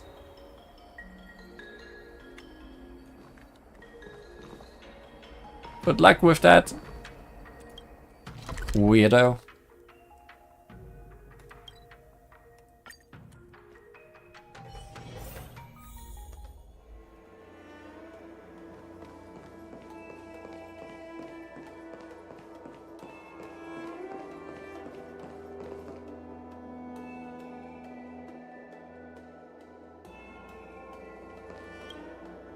My granddaughter didn't cause any trouble, did she, young lady?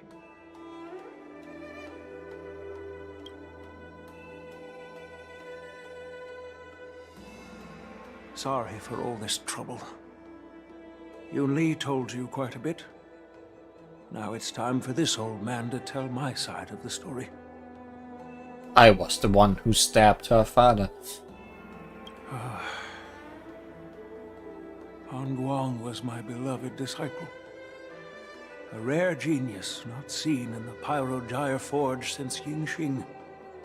So all the voice actors were told to say Pyrogyre Forge. But the writing team was not told. However, talent can sometimes be a curse. He had an unusual fervor for forging, and he dreamed of forging a sword with self-awareness that surpassed that of humans. He believed it would make warriors invincible without any training. According to him, while weapons of mass destruction like Zhu-Ming flames and alchemical arrows can destroy many enemies, true victory lies with soldiers who fearlessly fight, ready to lay their lives on the line. Usually, Xianzhou swordsmiths infuse a basic level of awareness into their swords to make them easier to wield. But even then, soldiers need to experience countless battles to overcome fear and sharpen their instincts. So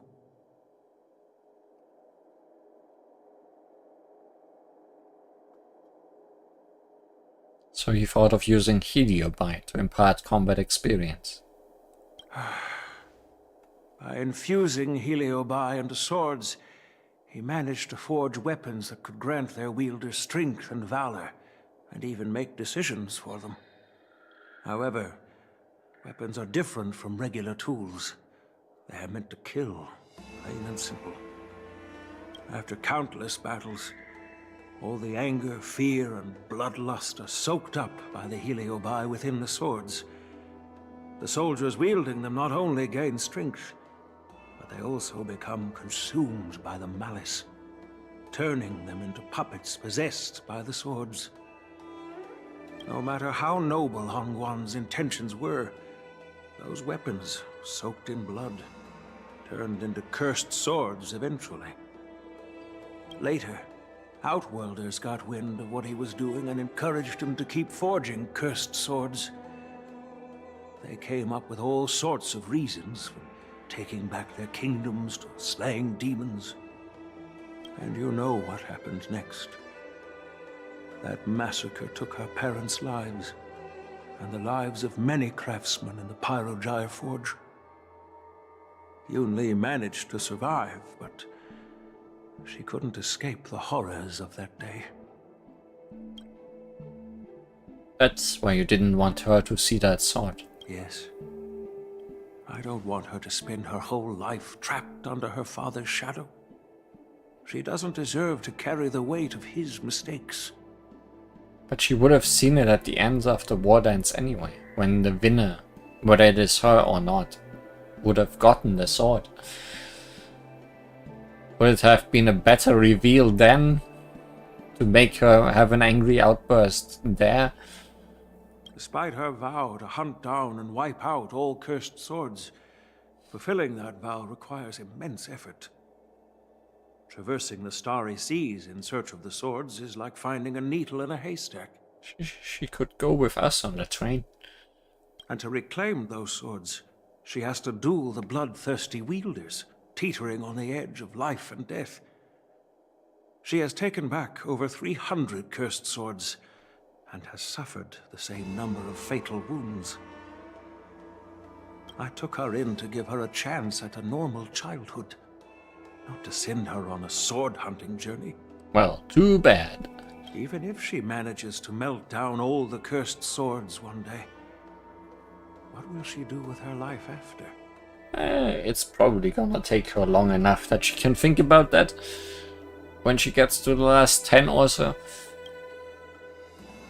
Does that sword really contain a heliobus? Hu Yin is indeed one of the cursed swords forged by Hongguang. Very few swordsmiths could use heliobi as forging material, and Hongguang was one of them.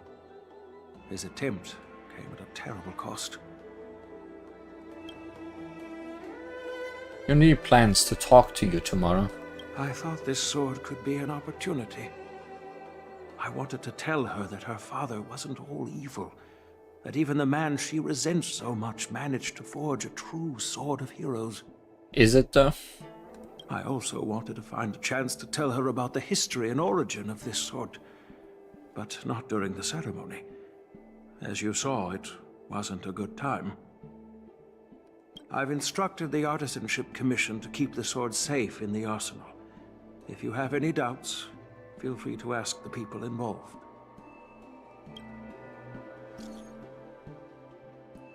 Master Gongshu, there's something I want to talk with you about. General Hu Yan gave the Law Fu a sword called Guyun.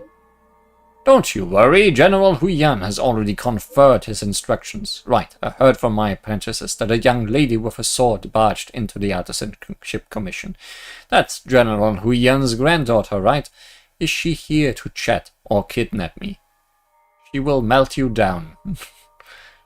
She's calmed down now. It's always this guy. She already promised me that she wouldn't take Guyun until we've confirmed the situation. What? She's coming to steal the sword? My nerves can't take that much. Can't take much more of this. The Knight of Beauty just escorted the sword to the Artisanship Commission. It is currently in the armory, without a chance for compromise or mishaps. You just relax. When I have time, I want to hear that girl tell me why she tried to steal the blade. Since my granddaughter mentioned talking to me tomorrow, I'll be waiting for her. By the way, you watched over her for quite some time. You must be exhausted, aren't you? Nah, it was okay.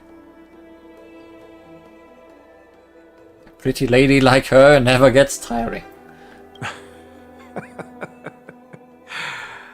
I'll be counting on you then. Time to go back and find that class-skipping March 7th. Do you know where to look? Please, take good care of Yunli. Great, I have 2 daughters now.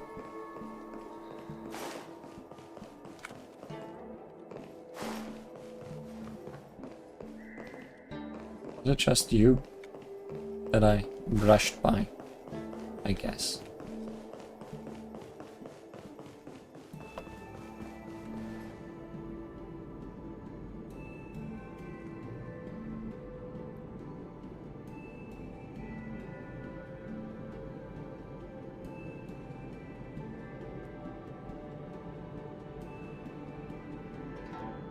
Guess we are both skipping then.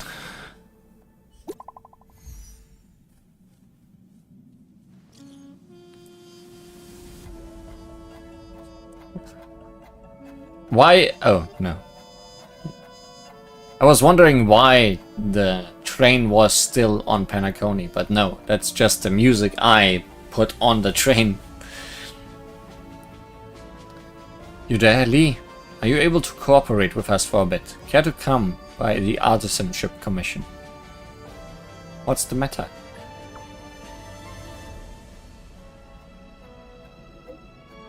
To make a long story short, the Artisanship Commission received a sword yesterday from General Huiyan. Today, when they checked, the sword had vanished.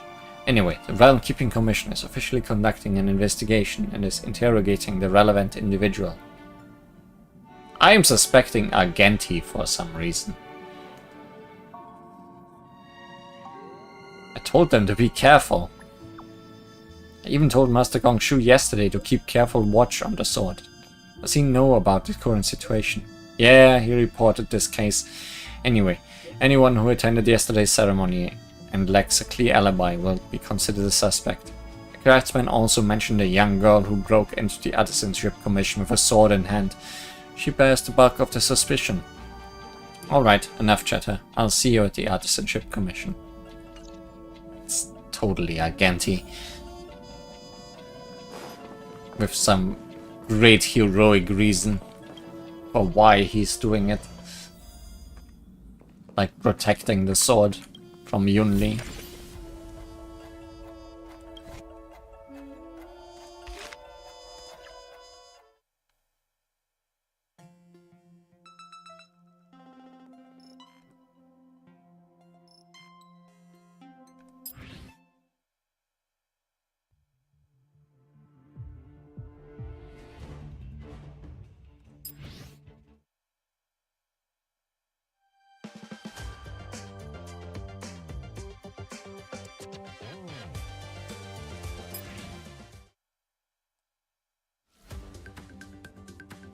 Any good train music? Or just spacewalk?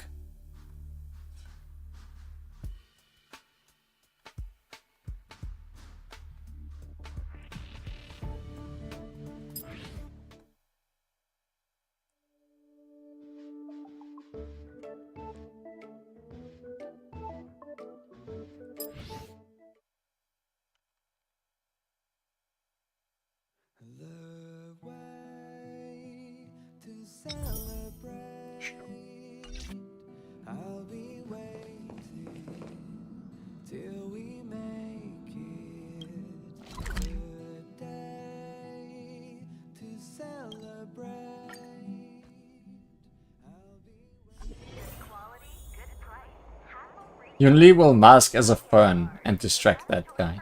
That could work. Alright, everyone is here. It's time for questioning. Yunli, I'm sure you understand why the official called you here, right? You are on trial. Yeah? But I didn't steal the sword.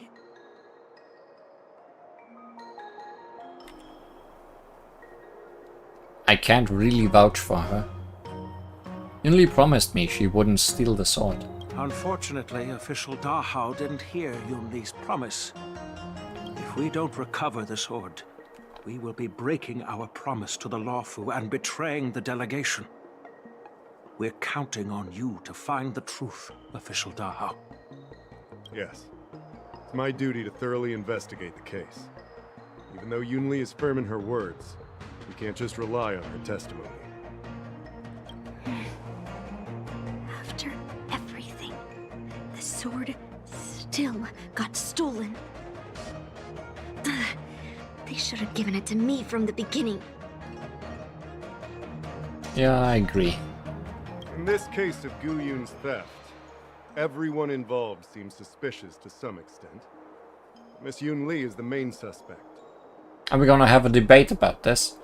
First, during the sword gifting ceremony, Yunli openly expressed her intention to steal the sword.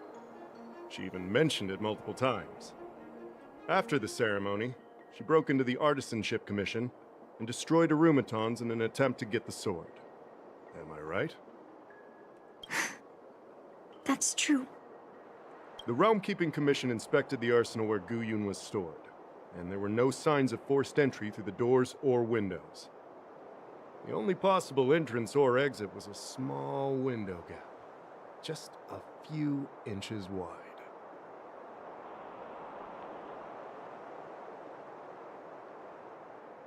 Ah, it's like a locked room murder mystery. Hey! It's just a theft. Maybe the sword was murdered. The box containing Gu Yun was opened and the sword went missing. But none of the other swords in the room were touched. Which means...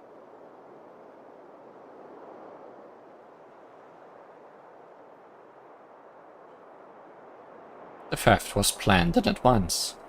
Yeah, I don't think it was stolen on a whim.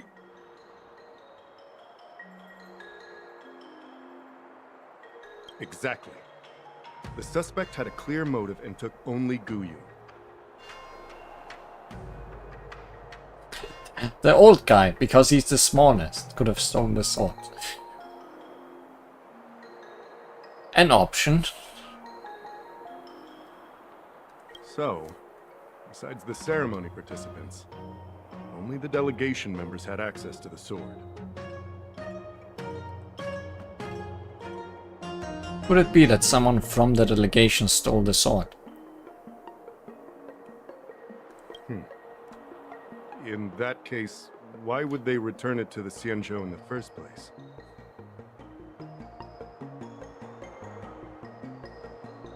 Not everyone in the delegation has the same agenda. That makes sense. The delegation, led by the Knight of Beauty, delivered the sword to the Artisanship Commission. The craftsmen who received it testified that they didn't take anything from the arsenal. Genti? Oh, that Knight of Beauty. He was with the delegation when they handed over the sword to the Artisanship Commission. You might not know, but he's the one who recognized the sword's origin on Kalevala and escorted it back to the Xianzhou. In other words, he's the one who made it possible for the sword to come home. Maybe it was easier to steal it here than there. So, he wouldn't have gone through all that trouble to bring it to the Lawfu if he wanted to keep the sword for himself, right? I don't understand that guy, so he might as well have done it. Could it be that craftsman stole the sword? Master Gongshu checked the work records, and I questioned all the craftsmen and apprentices who were on shift at the time. But I didn't find any suspicious individuals. Could it be that the sword stole itself, considering it is cursed and alive? It might have just flown through the window by itself. Could it be that I stole the sword? So, did you steal it? No. Then stop joking around. I can prove that she came to me after leaving the Artisanship Commission.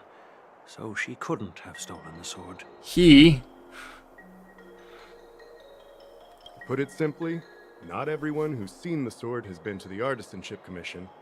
Not everyone who might want the sword has seen it. So, the only remaining suspect is Miss Yun Li. Fair enough. So... Did you steal it? I didn't steal the sword. Well, when you've eliminated the impossible, whatever remains, however improbable, must be the truth.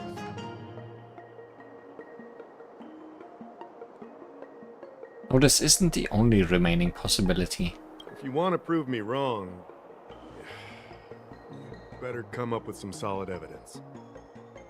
It's gonna be a flying sword. Let me gather my thoughts. I need to help Yun Li clear her name. Did we miss any clues?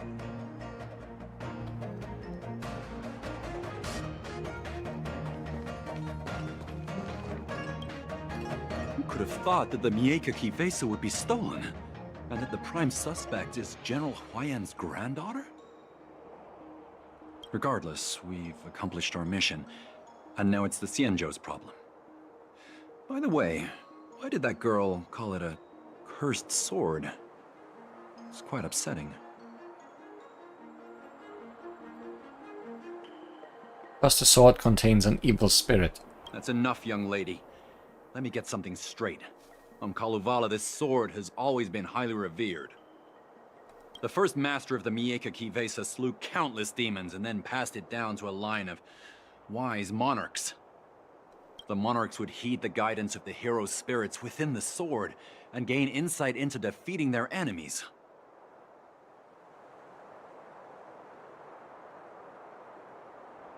Was that actually the voice of the Heliobus? What is, Helio? What? Never mind. The point is that the Mieka Kivesa did help the ancestors of Kalevala build a strong foundation. It's definitely not a cursed sword. Maybe the demons were the good people.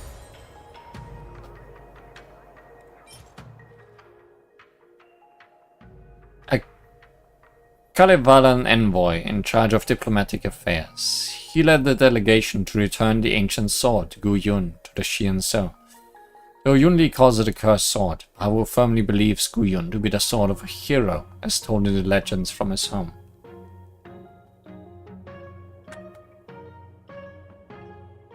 Can't help but notice that a lot of the names are Finnish and Estonian. I mean from Kalevalan.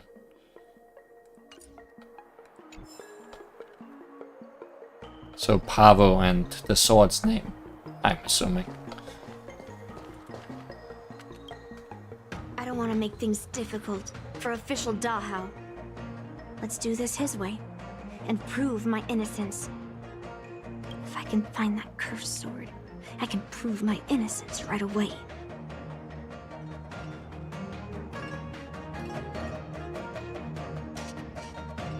And how are you planning on finding the cursed sword? That's what I'm trying to figure out right now. There's something else bothering me. Why would the thief take the sword, but leave the case behind? Did they melt down the sword like I wanted to? I doubt it.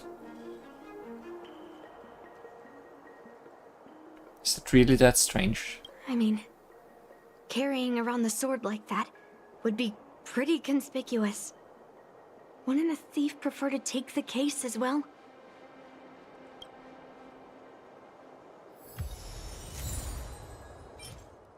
The prime suspect of this incident.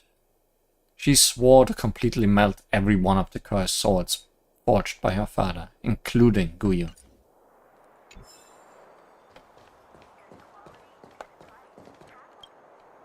Yun Li says she didn't steal the sword, and I am willing to believe her. But I know well that Yun Li can be impulsive. So if she did steal the sword on a whim, I won't show her any favors. You were with Yun Li yesterday, young lady, so you have the best chance to prove her innocence. Is there anything you need to ask me? Did she come to you afterward? No, she was still mad at me, so she didn't come by. If she had come with you, she wouldn't be a suspect right now. How was the sword delivered? After the ceremony, Argenti carried the sword case, and together with the delegation, they were escorted by the Cloud Knights to the Artisanship Commission. The artisan there confirmed that the sword was safely stored. Did they check if it was ever inside? I'm counting on you then.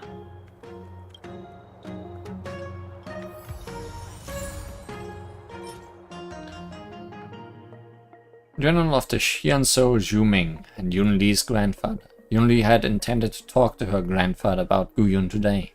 The sword was stolen. What do you say about this? Surely you must know. You were there, right? The container used to seal Gu Yun is indeed a sight to behold.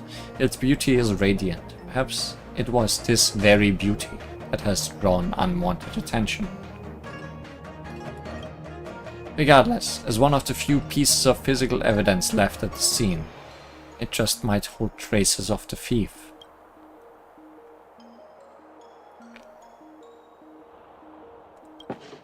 You notice a few smears of red along the bottom of the sword case's interior. It's hard to ignore, as if a deliberate declaration of existence of those who are viewing the sword case. Is it gonna be rose petals or something? Extract the red coloring from the interior of the sword case. It's definitely rose petals. A few petals, teetering on the brink of withering. More precisely, a single rose petal. Boy, I wonder who. Why is this flower petal inside the case? Weird.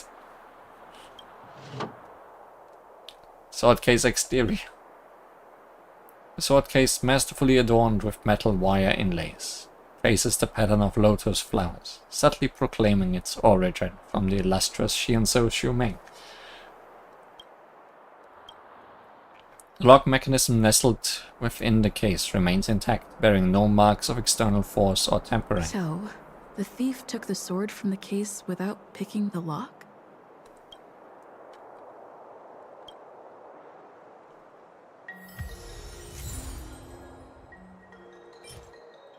Lock on the sword case casket that Gu Yun was stored in.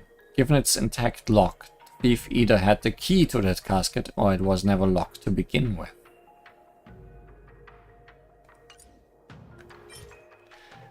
A rose petal that was caught in the hinge mechanism. You can only think of one person who could leave behind this ostentatious trace wherever he goes.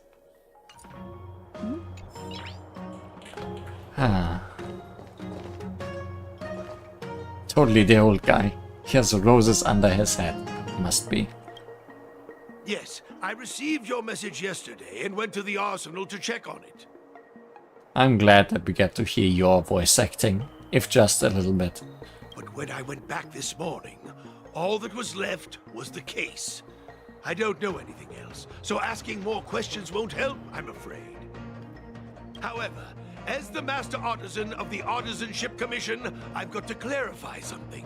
Even though the sword was stolen, this commission is still highly secure. Wait, no. I just remembered. My precious aromatons was smashed. An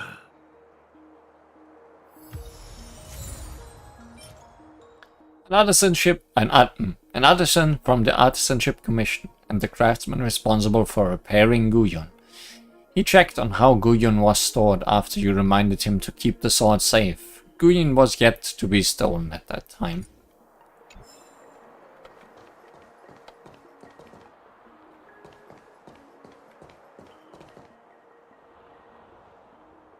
Why are you here? But you've got some problems you'd like a hand with. This is a different quest, isn't it? It's not so much a problem for me as it is for this guy, since Master Sheng Yi is here now. Maybe he can talk about it himself. I'm just a young apprentice who cannot graduate, so I'm Not qualified yet to lead any team. Please don't call me master. I'm just saying it for convenience sake. Don't worry about it, Sheng Yi. Ah, I remember you. You're the great hero Master Gongshu mentioned. He said you helped him fight off all the monsters in the commission. I really envy you. I can't do anything. I'm just a piece of trash, wasting my days away at the Artisanship Commission. Every time I come across something dangerous, I flee in fear. I'm such a chicken, and I've got no sense of artisanship. Fear of death is pretty normal. Yep, like, seriously, what's more normal than being afraid to die? I was just doing that, and still lost my master's manuscript. It is absolutely unforgivable. Manuscript is my master's legacy work of his lifetime. It's the only copy in the whole cosmos. Legacy work? What happened to Master Gongshu? He's right over there. Miss, please get a hold of yourself. The one who passed away is Master Rian, a craftsman who used to be my mentor when I first joined the Artisanship Commission. It's not my current teacher, Master Gongshu.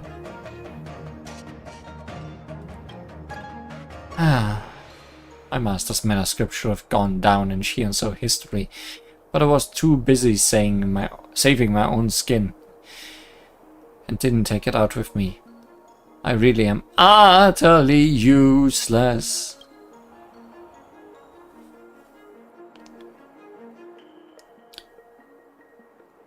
Just find that manuscript and you'll be fine, right? But the Artisanship Commission is filled with uncontrolled ingenia and abominations awakened by ambrosial arbor. I dare not. I see. If it's lost, it's lost. You're right. What's lost is lost. End of quest. Shinkwe. But Li has fought off the abominations of abundance before, recovered the creation furnace, and became a hero at the Artisanship Commission. Helping Sheng Yi and find that manuscript should be a piece of cake that you'd never refuse, right? Right? Right? Right? Xingxue, I'll be pushing it too far. Just let the right people handle the right things. Besides, it's too dangerous for you to go back alone.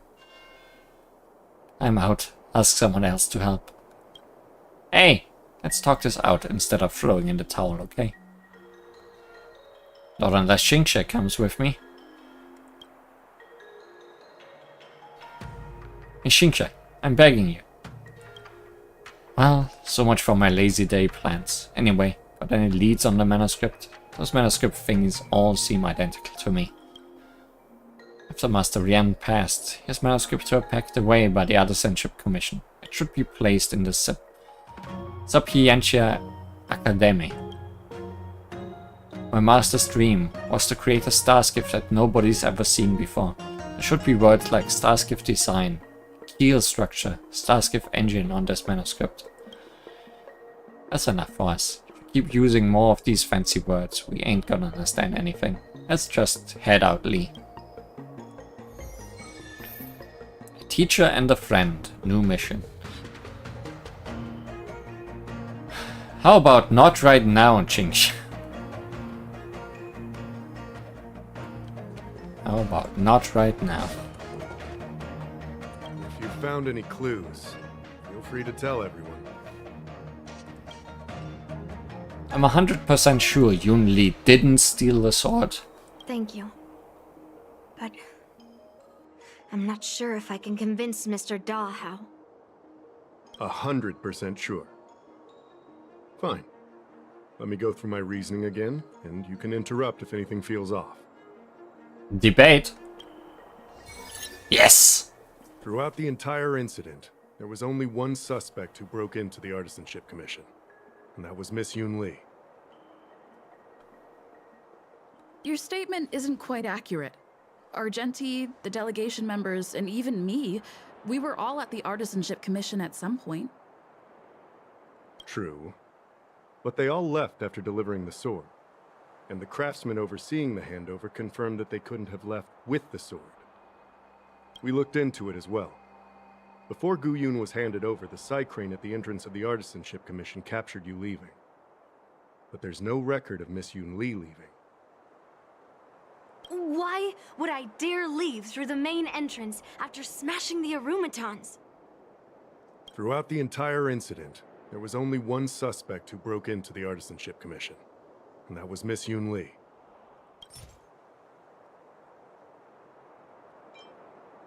On second thought, maybe let me think about it again. Take your time. My reasoning is solid. What if there was no sword at all? Throughout the entire incident, there was only one suspect. Miss Yun Li caused a ruckus at the Artisanship Commission, trying to take away Guyun. But you stopped her in her tracks. What Dahao said seems right. Exactly. So at least Yun Li didn't steal the sword at that time, because we were at the Arumaton warehouse. If your testimony is reliable. I'm not implying anything, but we need to scrutinize every piece of evidence. Yeah, okay, I helped her steal it. Miss Yun Li caused a ruckus at the Artisanship Commission, trying to take away Guyun. But after bidding farewell to you, Yun Li pretended to leave, but snuck into the arsenal alone and stole Guyun. After Yun Li and I went our separate ways, I messaged Master Gongshu to inform him about the incident.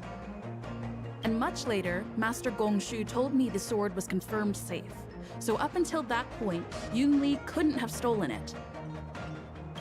Can I prove this? After bidding farewell to you, Yun Li pretended to leave, but snuck into the arsenal alone. Wait, you messaged Master Gongshu? I had no idea. Well, that's some solid proof right there. However, it only proves the sword wasn't stolen up to that point. I didn't do it! After bidding farewell to you, Yun Li pretended to leave, but we haven't found any other suspects or evidence. Looks like you're missing some crucial evidence. There are no signs of the arsenal being broken into, so... the only real evidence is the sword case. No, the fact that there are no signs of a break-in is suspicious in itself. Which piece of evidence should I use to convince Dahao? We haven't found any other suspects or evidence. I carefully examined the lock of the sword case, and there were no signs of tampering or damage. What does that mean? Means the case was never locked in the first place. As to why the case was never locked in the first place, only the people who delivered it to the Artisanship Commission would know. Plus, I found something else inside the case. Which piece of evidence should I use to further convince Dahao? We haven't found any other suspects or evidence.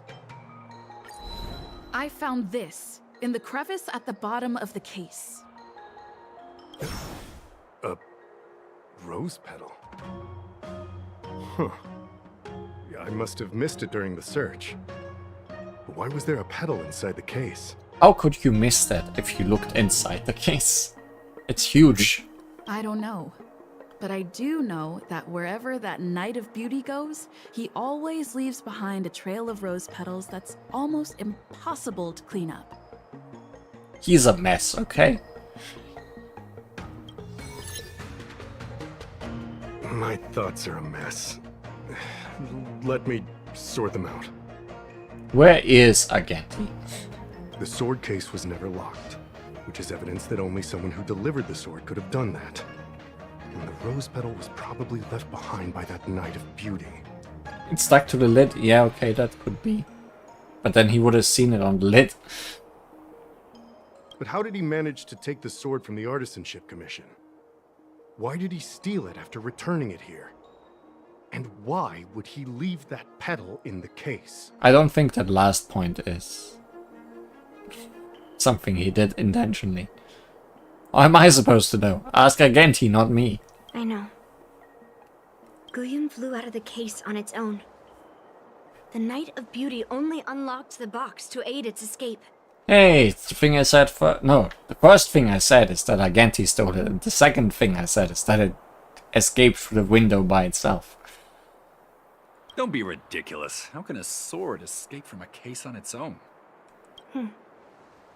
You've never seen a flying sword before? I've only heard about the Mieka Kifesa being able to fly in legends. But even if it could fly, why would the Knight of Beauty do this? Because it's a sense of beauty. Like I said, the sword contains a heliobus. Argenti must have been under the control of the sword. Maybe he was under its control even before you arrived on the Lofu. Oh, didn't think about that. I thought it was just doing it for a dumb reason, not because it was being evil.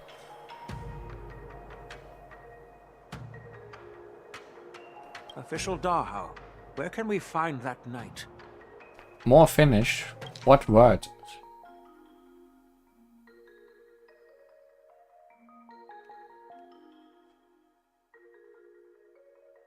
Or do you mean the name of the sword? But I said that earlier anyways.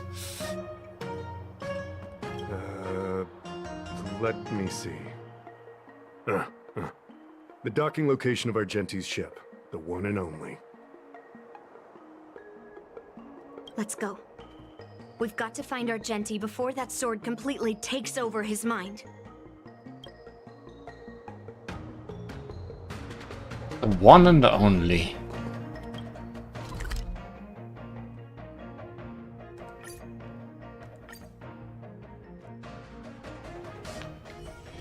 It's still early. Where to now?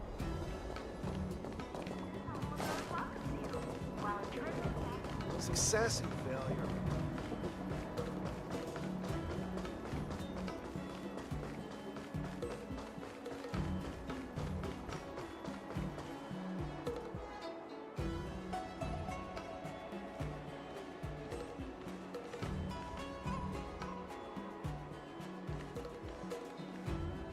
Fifteenth day of month X, 1604.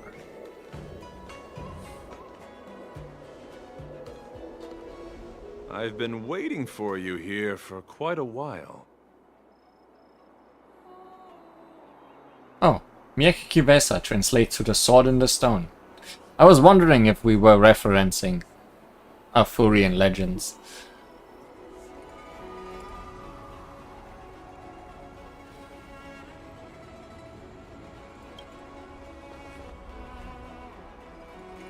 Knight of Beauty.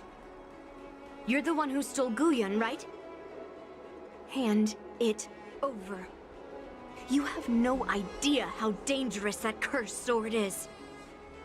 Dangerous? In my humble opinion, the real danger is always the hand wielding the weapon. So you intentionally left the rose petal behind? Yes, I did. Uh-huh. As a Drilla's knight, I've sworn to live in poverty, and I abhor theft. I had to leave behind a rose petal in order to keep my promise to Master Guyun and uphold my knightly oath. What? What do you mean? I agreed to assist Master Guyun in its escape from the Xianzhou. As the person who pulled it from the stone monument, captivated by its beauty, I must not let it down.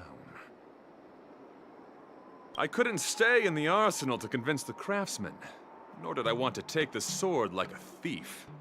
That's why I left behind a small piece of evidence that pointed to my identity in the hope of an open and honest conversation with you. Whatever your reasons are, you're planning to take the cursed sword away from the Xianzhou. Hand it over to me! Back then, it was the beauty of Master Guyun that impressed me. So I willingly embarked on the journey to return the sword. But unfortunately, Master Guyun's homeland is no longer the ideal place for it to return to. As a Knight of Beauty, I must not abandon it halfway. Oh no. He's completely captivated by the power of that cursed sword. I mean, he's also usually captivated by the power of that cursed beauty, so... It's like a devil that can mess with your mind. That's what makes cursed swords so scary. Captivated? No, I am touched by Master Guyon's flawless beauty. To be honest, I'm confused why none of you can understand this sword. This is quite heartrending. I've already made up my mind to take Master Guyon away from the Xianzhou. That cursed sword has messed with your ability to think. But I'll break you free from its grip. I'll shatter its illusion. And the sword itself. Fair lady, if you're intent on taking away this person, this sword that is under my protection, please engage me with a fair duel according to knightly etiquette. As a representative of this duel, I, Argenti, challenge you. A representative? I swear on the spirit of chivalry, in front of Adrilla the Beauty, that I will represent Master Guyon in this duel. If I win, you will allow Master Guyon to leave the Xianzhou with me. And if you best me, Miss Yunli, I'll accept my defeat and turn Master Guyon over to you. Do you accept my challenge, Miss Yunli? Fine. Let's see whose desire is stronger. Your desire to take it away, or my desire to hunt down all cursed swords. Show me what you've got.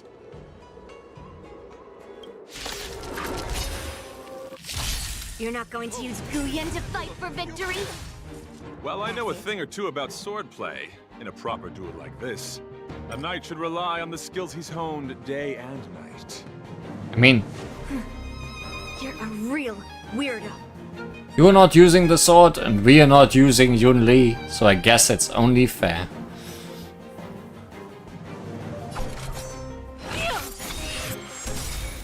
You hold some academic value, I suppose. I just realized that I have no elements that are good against you. All things are as one.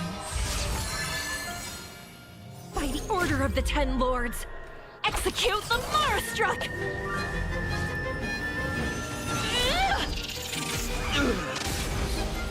No amnesty for the Marastruck. Stay in step. So this might be either a long fight Let's improvise. or a lost fight. Or worst of all, a long lost fight. Wrong enemy.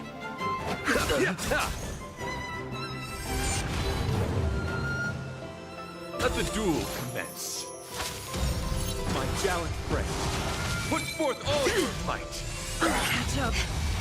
Receive divinity. Motor function restored. It's time. Rise to the There's challenge. more to life than drawing breath. Considering he's weak to physical, you should have just given me Trial Yunli for this fight. It would have been so easy of a Eternal choice to make. Every petal in life's garden will be swept away by the wind of time. Instead, you make me struggle. Dreams do come true. Allow me to see you off.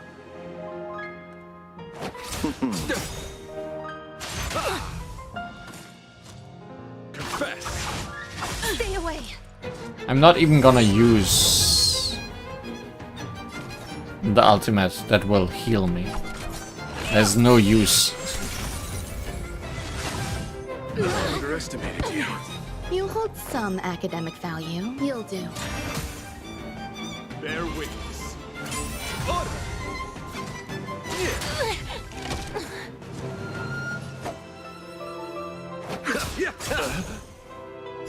Abyss flower, bloom.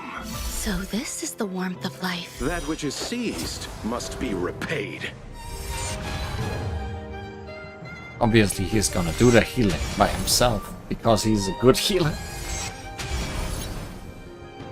You're fighting a gentleman. Pledge thine loyalty. It cannot come to pass. Well, no more healing out of you. Pay attention.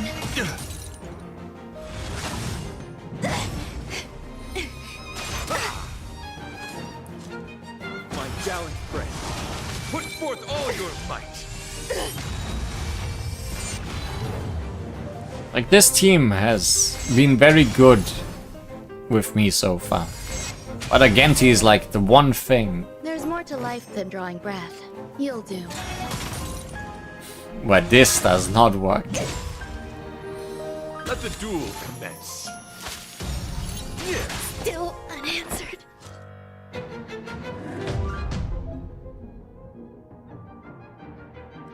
Change lineup, please.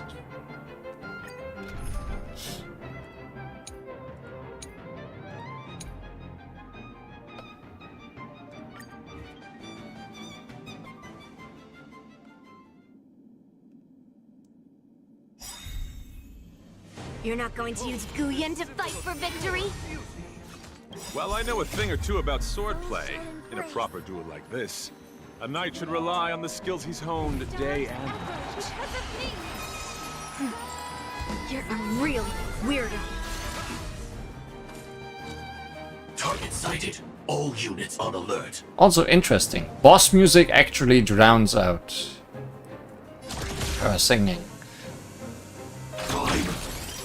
Rise to the challenge. Receive divinity. Support received. Like fireflies to a flame, I will fight for myself until everything burns to ashes!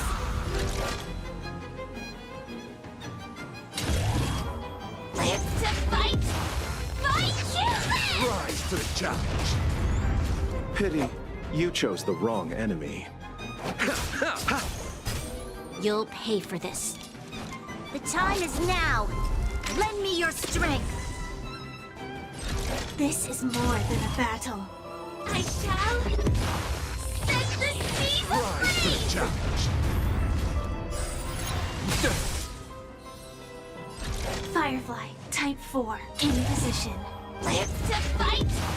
Fight you live! Rise to the challenge.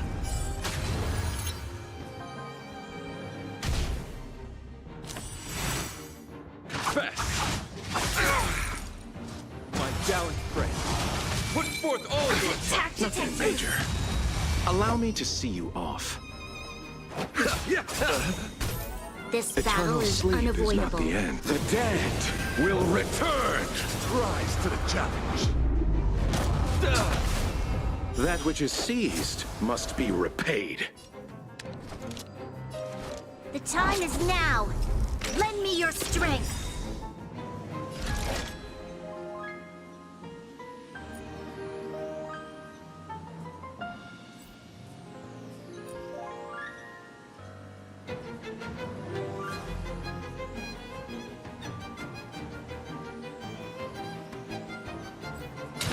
I shall set the seas ablaze! I hope for an end to strife in the We've world. entered the storm. To guard and defend. Crush them!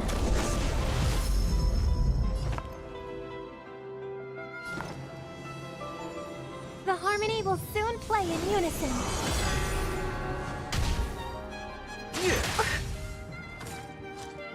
pledge thy loyalty. Abyss flower, bloom. Thank you. My throat is feeling much better. This is more than a battle. Live to fight! Fight you live! This team is doing better, You but chose the wrong enemy. again, he's still not going down quick or anything. The time is now. Lend me your strength.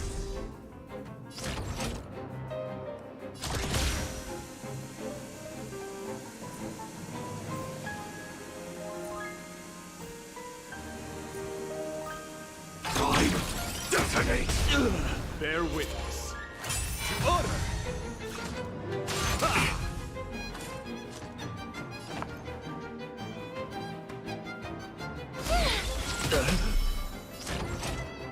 Executing attack. Flesh. Allow me to see Like you off. fireflies to a flame, I will fight for myself until everything burns to ashes!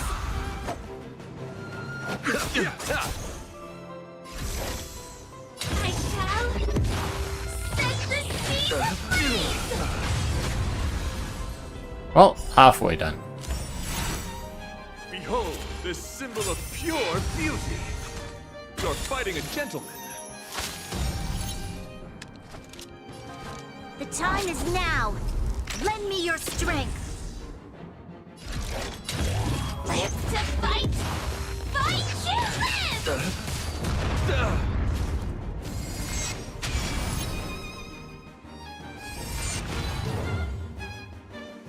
May song bring us victory. That kind of tonight. Soul tonight. The stars echo because of me. Rise no more time. My gallant friend, put forth all your might. Nothing major. Receive divinity. Your assistance is timely. Eternal sleep is not the end. The dead will return.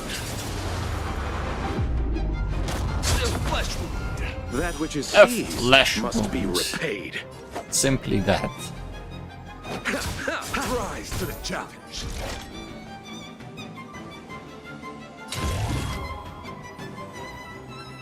I shall set the seas Rise to the challenge. The time is now. Lend me your strength. We've entered the storm. To guard and defend. Crush them! live to fight! Fight to live!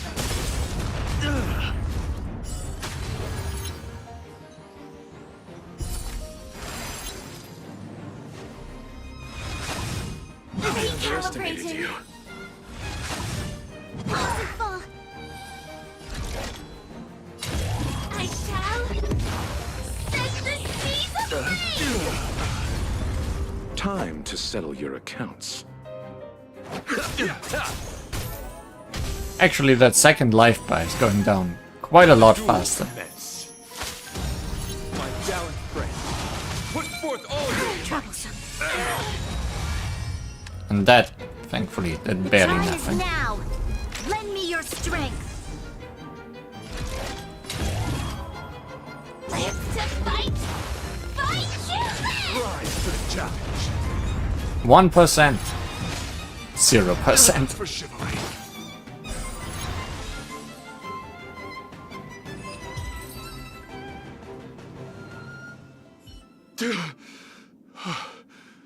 I've lost. According to the rules of a knight's duel, I should keep my promise and hand over the sword to you. But before I do that, I hope that you, as the winner, might have the mercy and listen to Master Guyon's past experiences. Nope, melt it down immediately. This sword has been cursed since the day it was forged. Place it in front of me. And let me destroy it. Do what she says, knight. But You've done so much for me already. It's time for me to face her alone.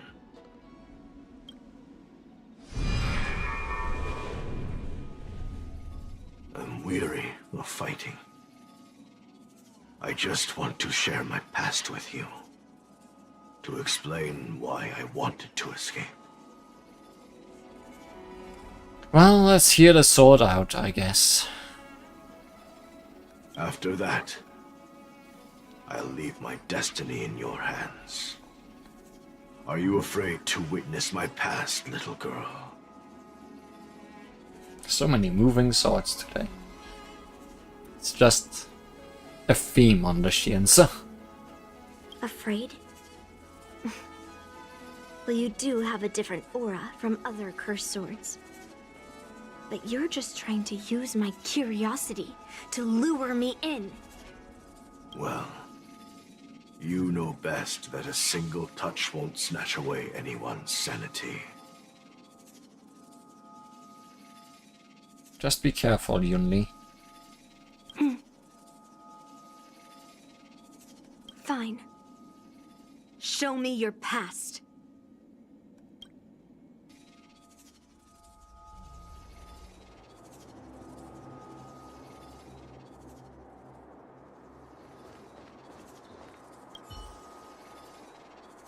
The knight understands the rules of knightly duels. He ceases arguing and instead eagerly awaits for you and Yunli to listen to Guyon's past.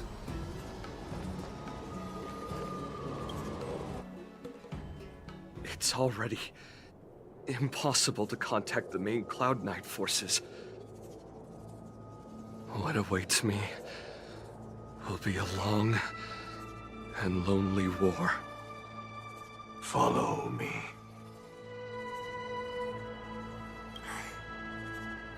Is this your memory?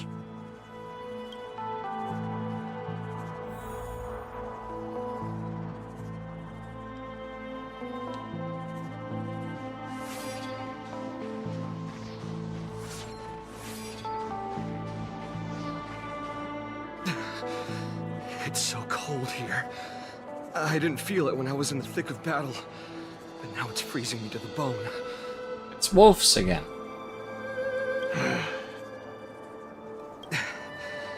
You're indeed a masterpiece from the Xianzhou Juming. If you hadn't taken control of my body, I probably would have been decapitated in that fight. Quiet, and stay alert. Boris and Wolf Troopers never give up the hunt. Hey, just relax a bit. It's been over 300 days since we were both stranded on this planet. The transmitter never rings, so I guess we can't count on that anymore.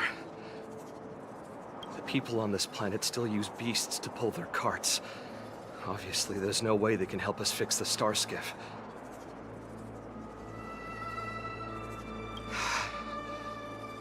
Looks like we're stranded on this forsaken planet for the rest of our lives.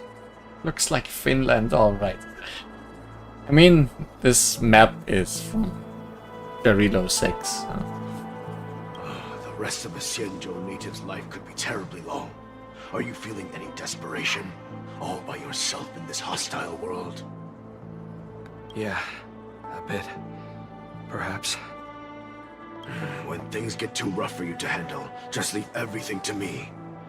No need to carry the weight of the world on your shoulders. Yeah, sure. If I really can't handle things anymore, I'll leave my body to you. But now is not that time. Do you really think you can oppose an entire Borisan army with your limited skills? What are you holding out for? It's true that I'm stranded here, but it seems like that Borisan pack is in the same boat. By the way, Guyon, do you know what a seed is? A seed may seem insignificant, but with careful cultivation and time, it can grow into a huge, unwavering tree. You said that the rest of a Xianzhou native's life could be terribly long. You're right. That's why I intend to plant a seed named Resistance here, and nurture it for the rest of my life. I want to show the people of this land how to defend themselves against those monsters. I can already see the seed in the eyes of those people. You really think you can do it?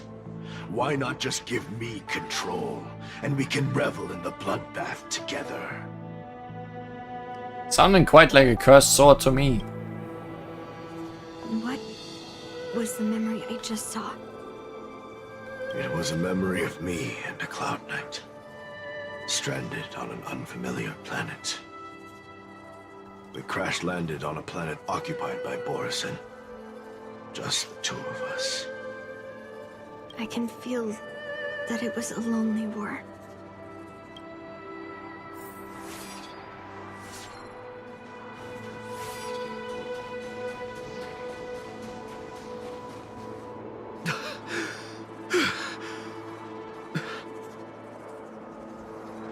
I'm alive, but all the young people in the village... They died. They died for you.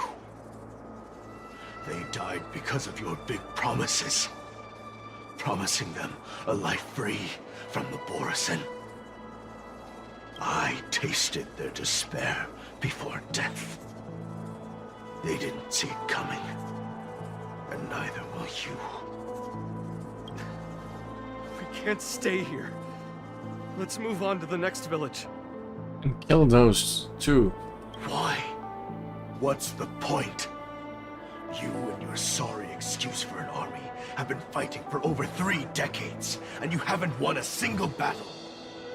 What you're sowing is not resistance, but despair.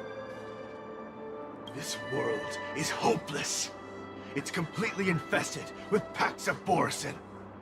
You've seen their numbers, and you know their methods. And those commoners you've put your hopes in, they just kneel down and worship the monsters devouring their children and families, calling them their Beastmasters. You beheaded one of the Beastmasters for their sake, but they turned on you because they were scared of the Borisin taking revenge. You remember all that, right? I do. I remember my first death. The Borisin cut off my head. But I also remember that if it weren't for a brave youngster who risked his neck to reattach my head and give me a proper burial, I would have disappeared completely. What the hell are you? I remember everything the people did for me. They left food at the entrance of my cave, fixed my fur coat, and some even joined my resistance. The rest of the Xianzhou native's life is still terribly long, and there will be new youngsters who will stand beside me in battle. Time is on our side.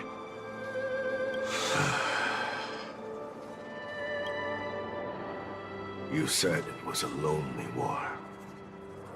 No. It wasn't a war filled with loneliness, but with despair. So much despair that I don't want to ever taste it again.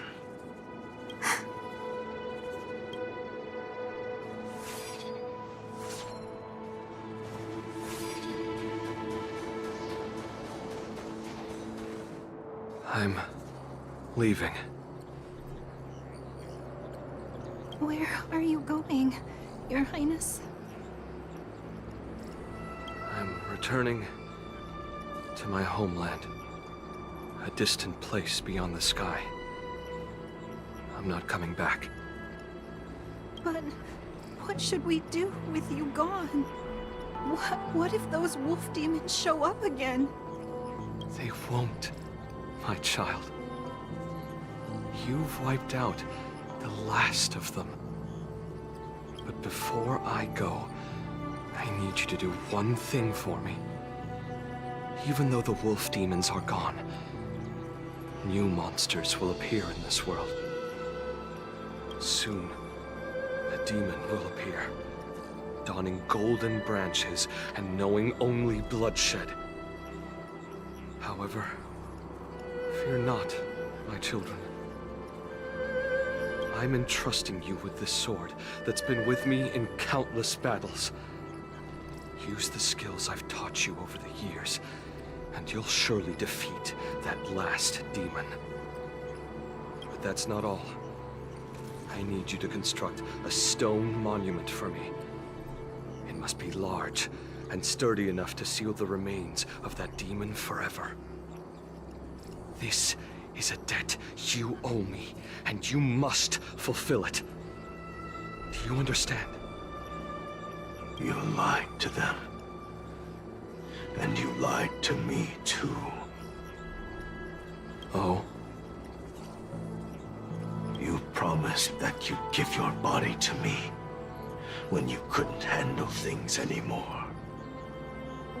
Well, this Xianzhou native's life has finally come to an end, my old friend. How about one last chance for revenge? Come and bid me farewell for the final time. He had long since come to some understanding. I could sense a mix of intricate emotions flowing out. It wasn't bloodlust, or anger, or fear. What he had left for you was hope.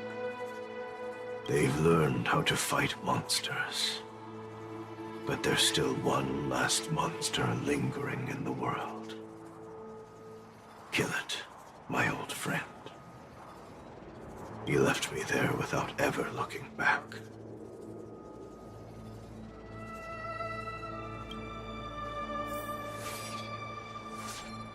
Oh, she's getting emotionally attached to it. Seems it is to us who has to do the smelting. Yep, time to switch to fire mode.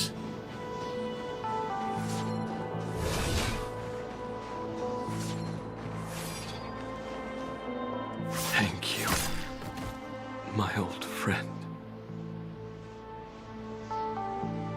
It was him. He was the monsters all along. Or at least the final monster.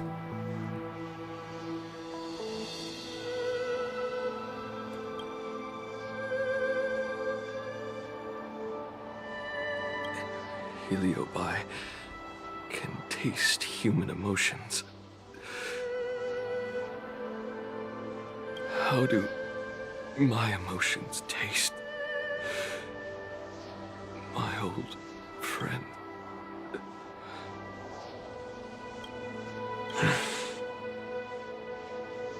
A hint of bitter compassion and a touch of scalding courage. Your heart's deepest desire is to end war once and for all. Now, the war is finally over. Can you hear? Even though you can't hear me anymore, my old friend, I'll do everything I can to bring an end to all conflicts in this world. So, this is the past of the Kalevalan people's Sword of Heroes? You helped the people of that world bring an end to war? No, I did not. I am a weapon, and I only became the cause of more conflicts. Countless monarchs of Kalevala saw me as a symbol of kingship endowed by nature, and they waged wars in order to possess me. I grew tired of their wicked intentions. I didn't want to kill for anyone anymore. So I returned to the stone monument where my master was buried. And since then, no one was able to remove me from it. But you allowed Argenti to take you away? Because even after all this time, I still wanted my master to come home.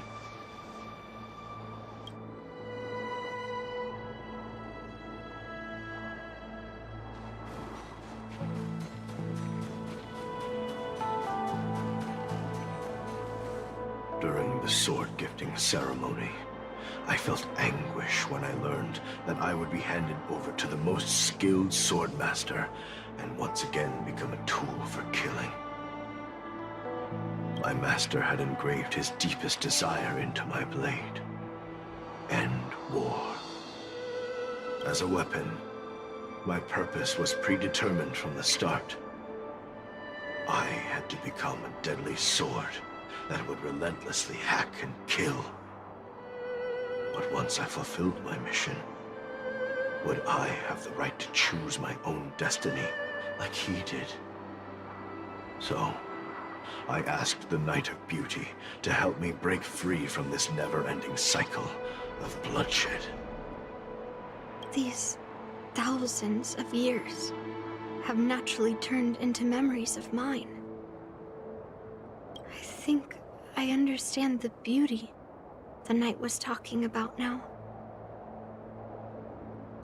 I don't want to be a sword that brings death. My war ended long ago. The years spent as a tombstone were my finest.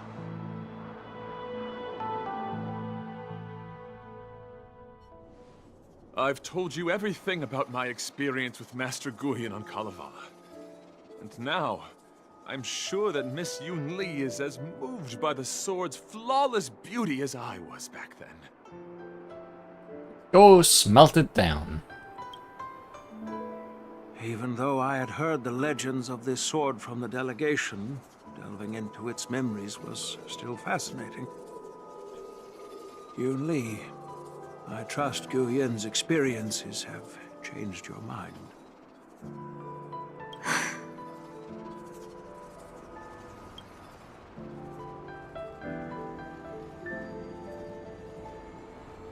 I had no idea that this sword had such a past. General Hu Yan said this sword would change you. That's why Grandpa hid it from me.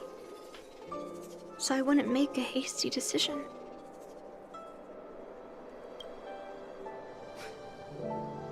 I always thought a cursed sword infused with a heliobus would only bring rage and slaughter.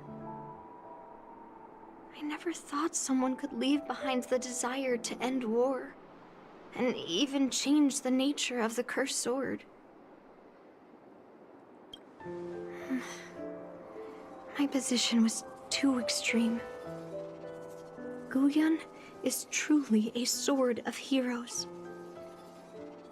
I apologize to all of you for my behavior. I'm sorry.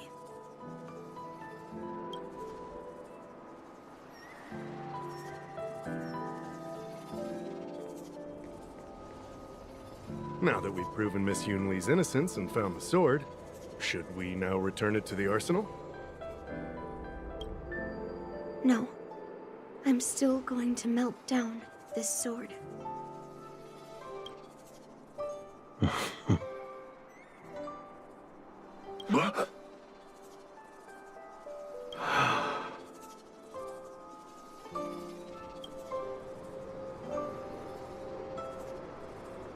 Oh, Yun Li. I've heard your true desires, Guyan. I can sense that you're tired of being a sword. Constantly serving new masters and fighting battles you no longer want to be part of. Right? I'll turn you into a spoon. But being the sword is my destiny. I'm doomed to serve some master and fight battles endlessly. Can the wind choose to stop blowing? Can a cloud choose to stop drifting? No. It's the same for me. A creation with a predetermined destiny. That's not true, Guyan. That nameless swordmaster shaped his own destiny. So you can too. I just can't picture my destiny being anything other than that of a sword. Do you remember when you stood alone in front of the Swordmaster's stone monument? People admired you because you carried the memories of the hero. You were no longer a sword. You were a memorial. Later, as I became worn and weathered, the gentle wind would pass through the hollows of my body, creating melodic tones that echoed in the distant mountains. I became a musical instrument then. I miss those times. Can a creation become what it wants to be? The answer is yes. I'll grant your wish, Guyan, and transform you into something different. Something different? But this is the price for the war dance. If the Kalevalan delegation finds out... Please, say something, General Huayan. Well, my granddaughter has always been stubborn. Are you really sure about Miss Yun Li? What do you all think?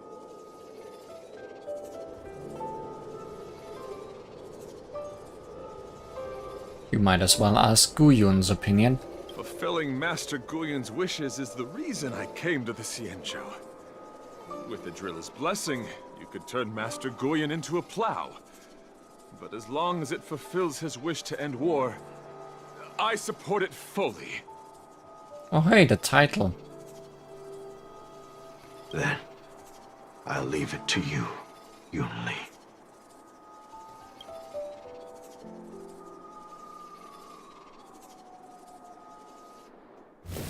It's been an honor getting to know you like this.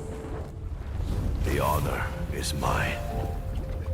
Thank you, Yunli.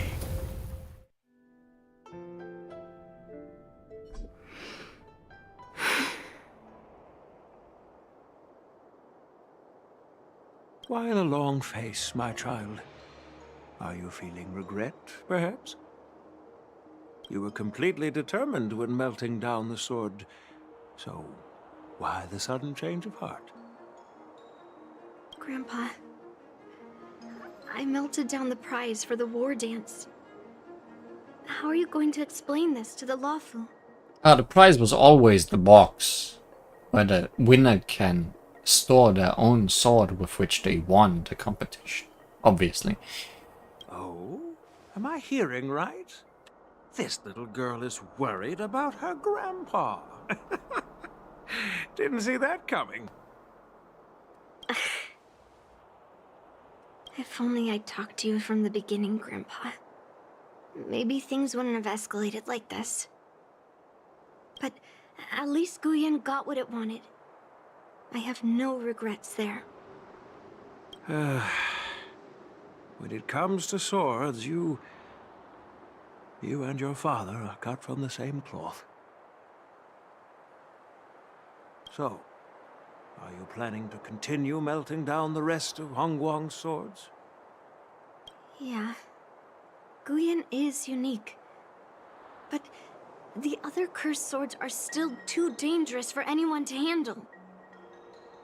But maybe I'll try to be more patient next time. Be more patient. Well said. Remember what you learned today, because there will be many more situations in the future that will require you to be more patient. Understood. But what about the prize? Well, ever since you showed up at the ceremony, I had a hunch. So I prepared another sword as a backup plan. And don't worry, this one has nothing to do with Heliobi. Great. That's perfect. By the way, the ambassador from Kalevala and that knight went to Arum Alley. They're looking for a spot to honor the hero. Why don't we go take a look together? Let's go.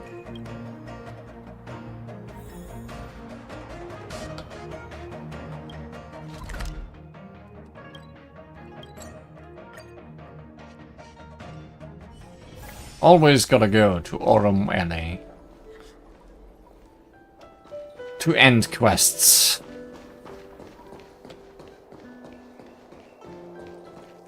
Oh, General Huayan. What brings you here? Well, my granddaughter was inspired by the heroic legends told by the Mieka Kivesa, so she dragged me here to take a look.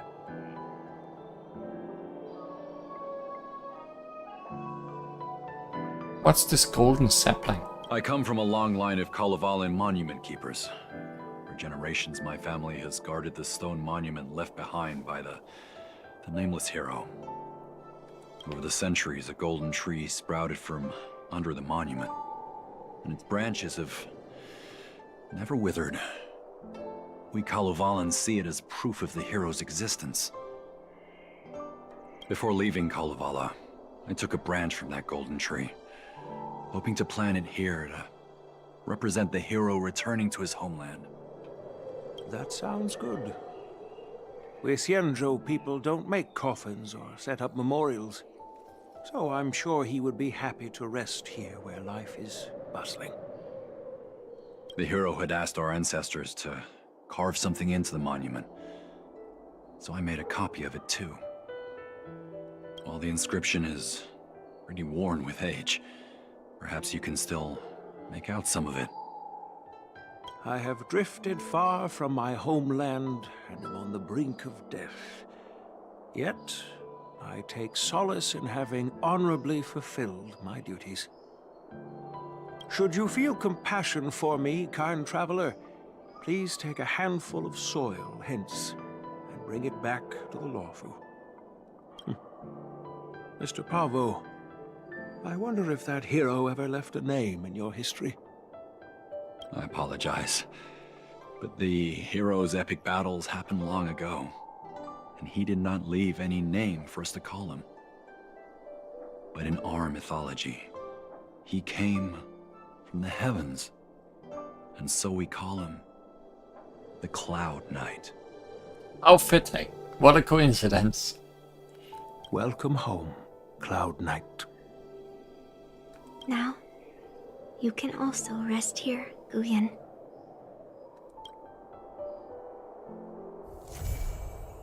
Sword to Plowshares. Sword in stone, soul in sky. And later this day the main character finds... Where the hell is my bed? Possibly melted down as well. Who helped creating this instrument. As a punishment for being an accomplice in this theft, General Huayan assigned me to guard this golden sapling and recite the story of the hero and this legendary sword to passers-by. Forever. This is not a punishment at all, and I gladly accepted it.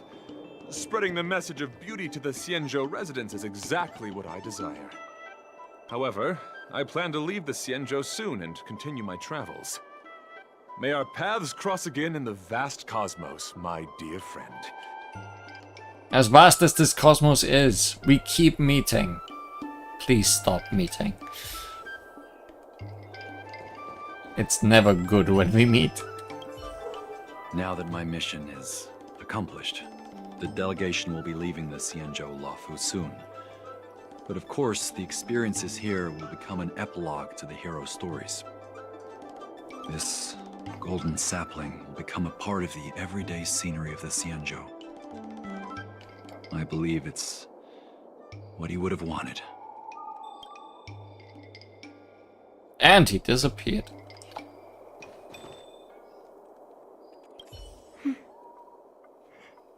I'm feeling a bit emotional. I'd like to stay here for a while. Thank you for your guidance. I'm truly grateful. By any chance, would you be interested in taking sword lessons with me? Like March?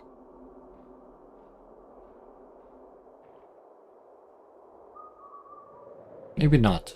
I have my baseball bat. Thank you. Thanks, but no thanks. I don't think I can endure the hardship. Okay. She has no answer for either. An unassuming ancient Guqin.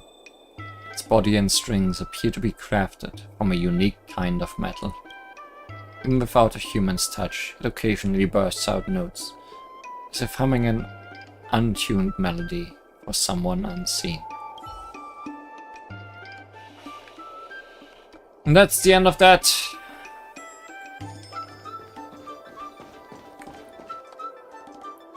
And the end for today.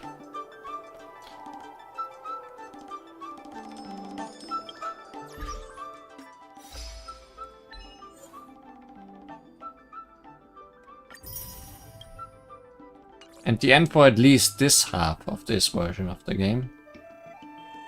Don't know if there will be more main story in the second half.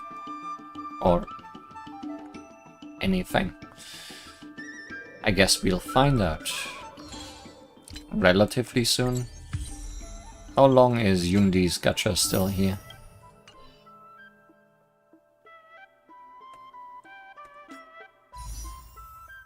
For 14 hours. Oh, we will find out real quick. Did not know I was this close to the end of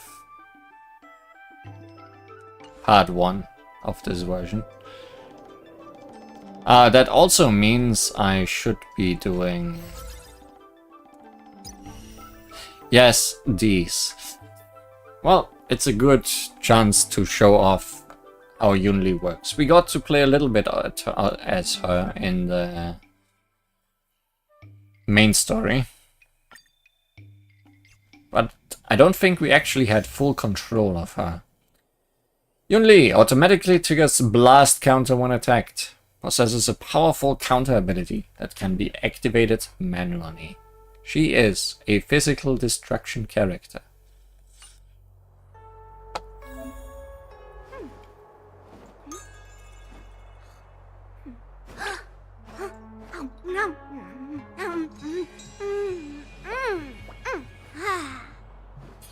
She has physically destroyed that food.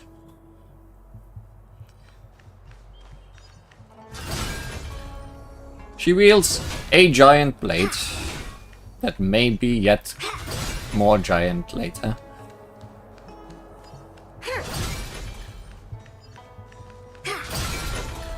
Metal, let's go. Intercepting sword.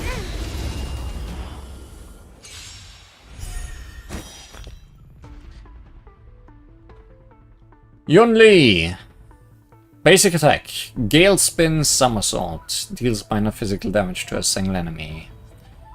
Skill. Bladeborn Quake. Restores this unit's HP and deals minor physical damage to a single enemy and adjacent targets. Earthbind. Earthbreak. Her ultimate. Enters parry and taunts all enemies. When attacked during this period, triggers powerful counter and deals physical damage to the attacker and adjacent targets. Then deals minor physical damage to a single enemy that bounces 6 times. If no counter is triggered during the parry state, deals physical damage to a random enemy target and adjacent targets when parry ends. Flash Forge is her talent. When Yunli gets attacked by an enemy target, additionally regenerates energy and immediately launches a counter against the attacker and adjacent targets. Posterior Precedence. This unit gains the ward effect, lasting for 20 seconds. During this time, upon entering combat by either attacking enemies or receiving an attack, immediately casts into it Cull on a random enemy. So yes, she is a physical counter-based destruction character that is small and wears no shoes. She's the second with all those traits. To Earth! It descends with might! Eradicate! She works very similar to Clara, but Well, we're in trouble now. essentially better in most ways. Troubles begun.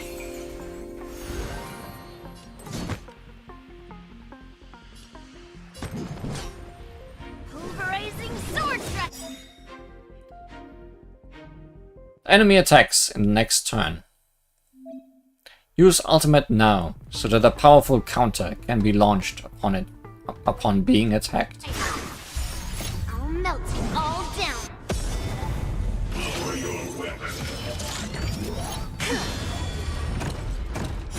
The clouds, it cleaves a path. Yeah, that's a big sword.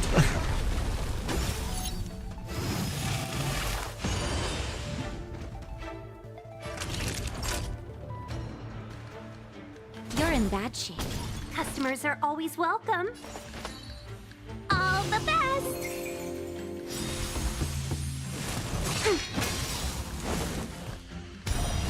Yes, you!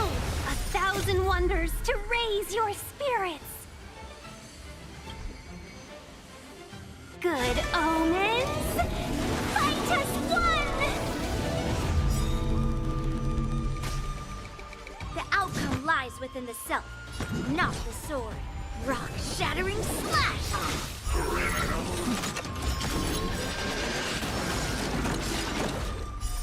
I'll melt it all down.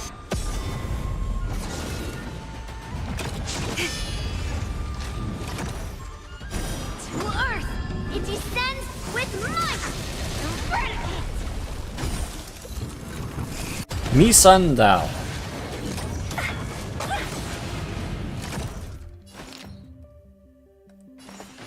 Evil's begun.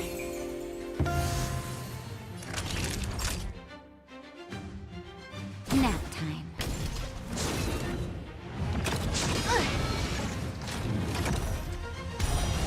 Right on time.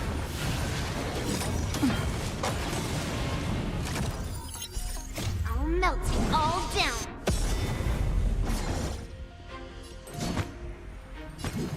Pulverizing sword strike. Blades drawn, mountains fall.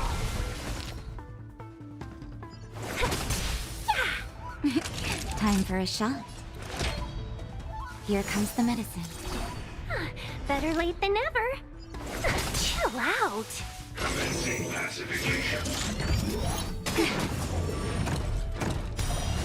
Yes, you!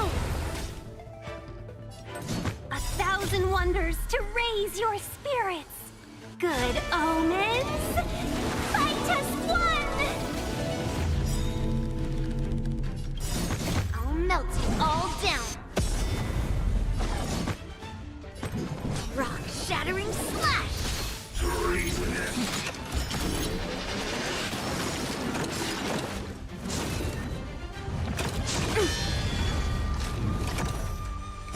The clouds, it cleaves a path. Huh!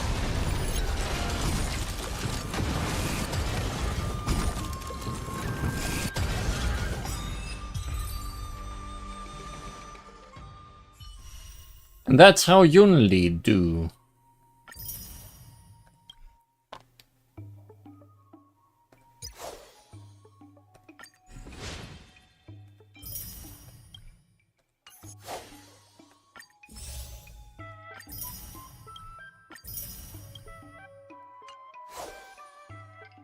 And that's how March did. But now for real. Thanks for watching. See you again next time. It might not be a long way away.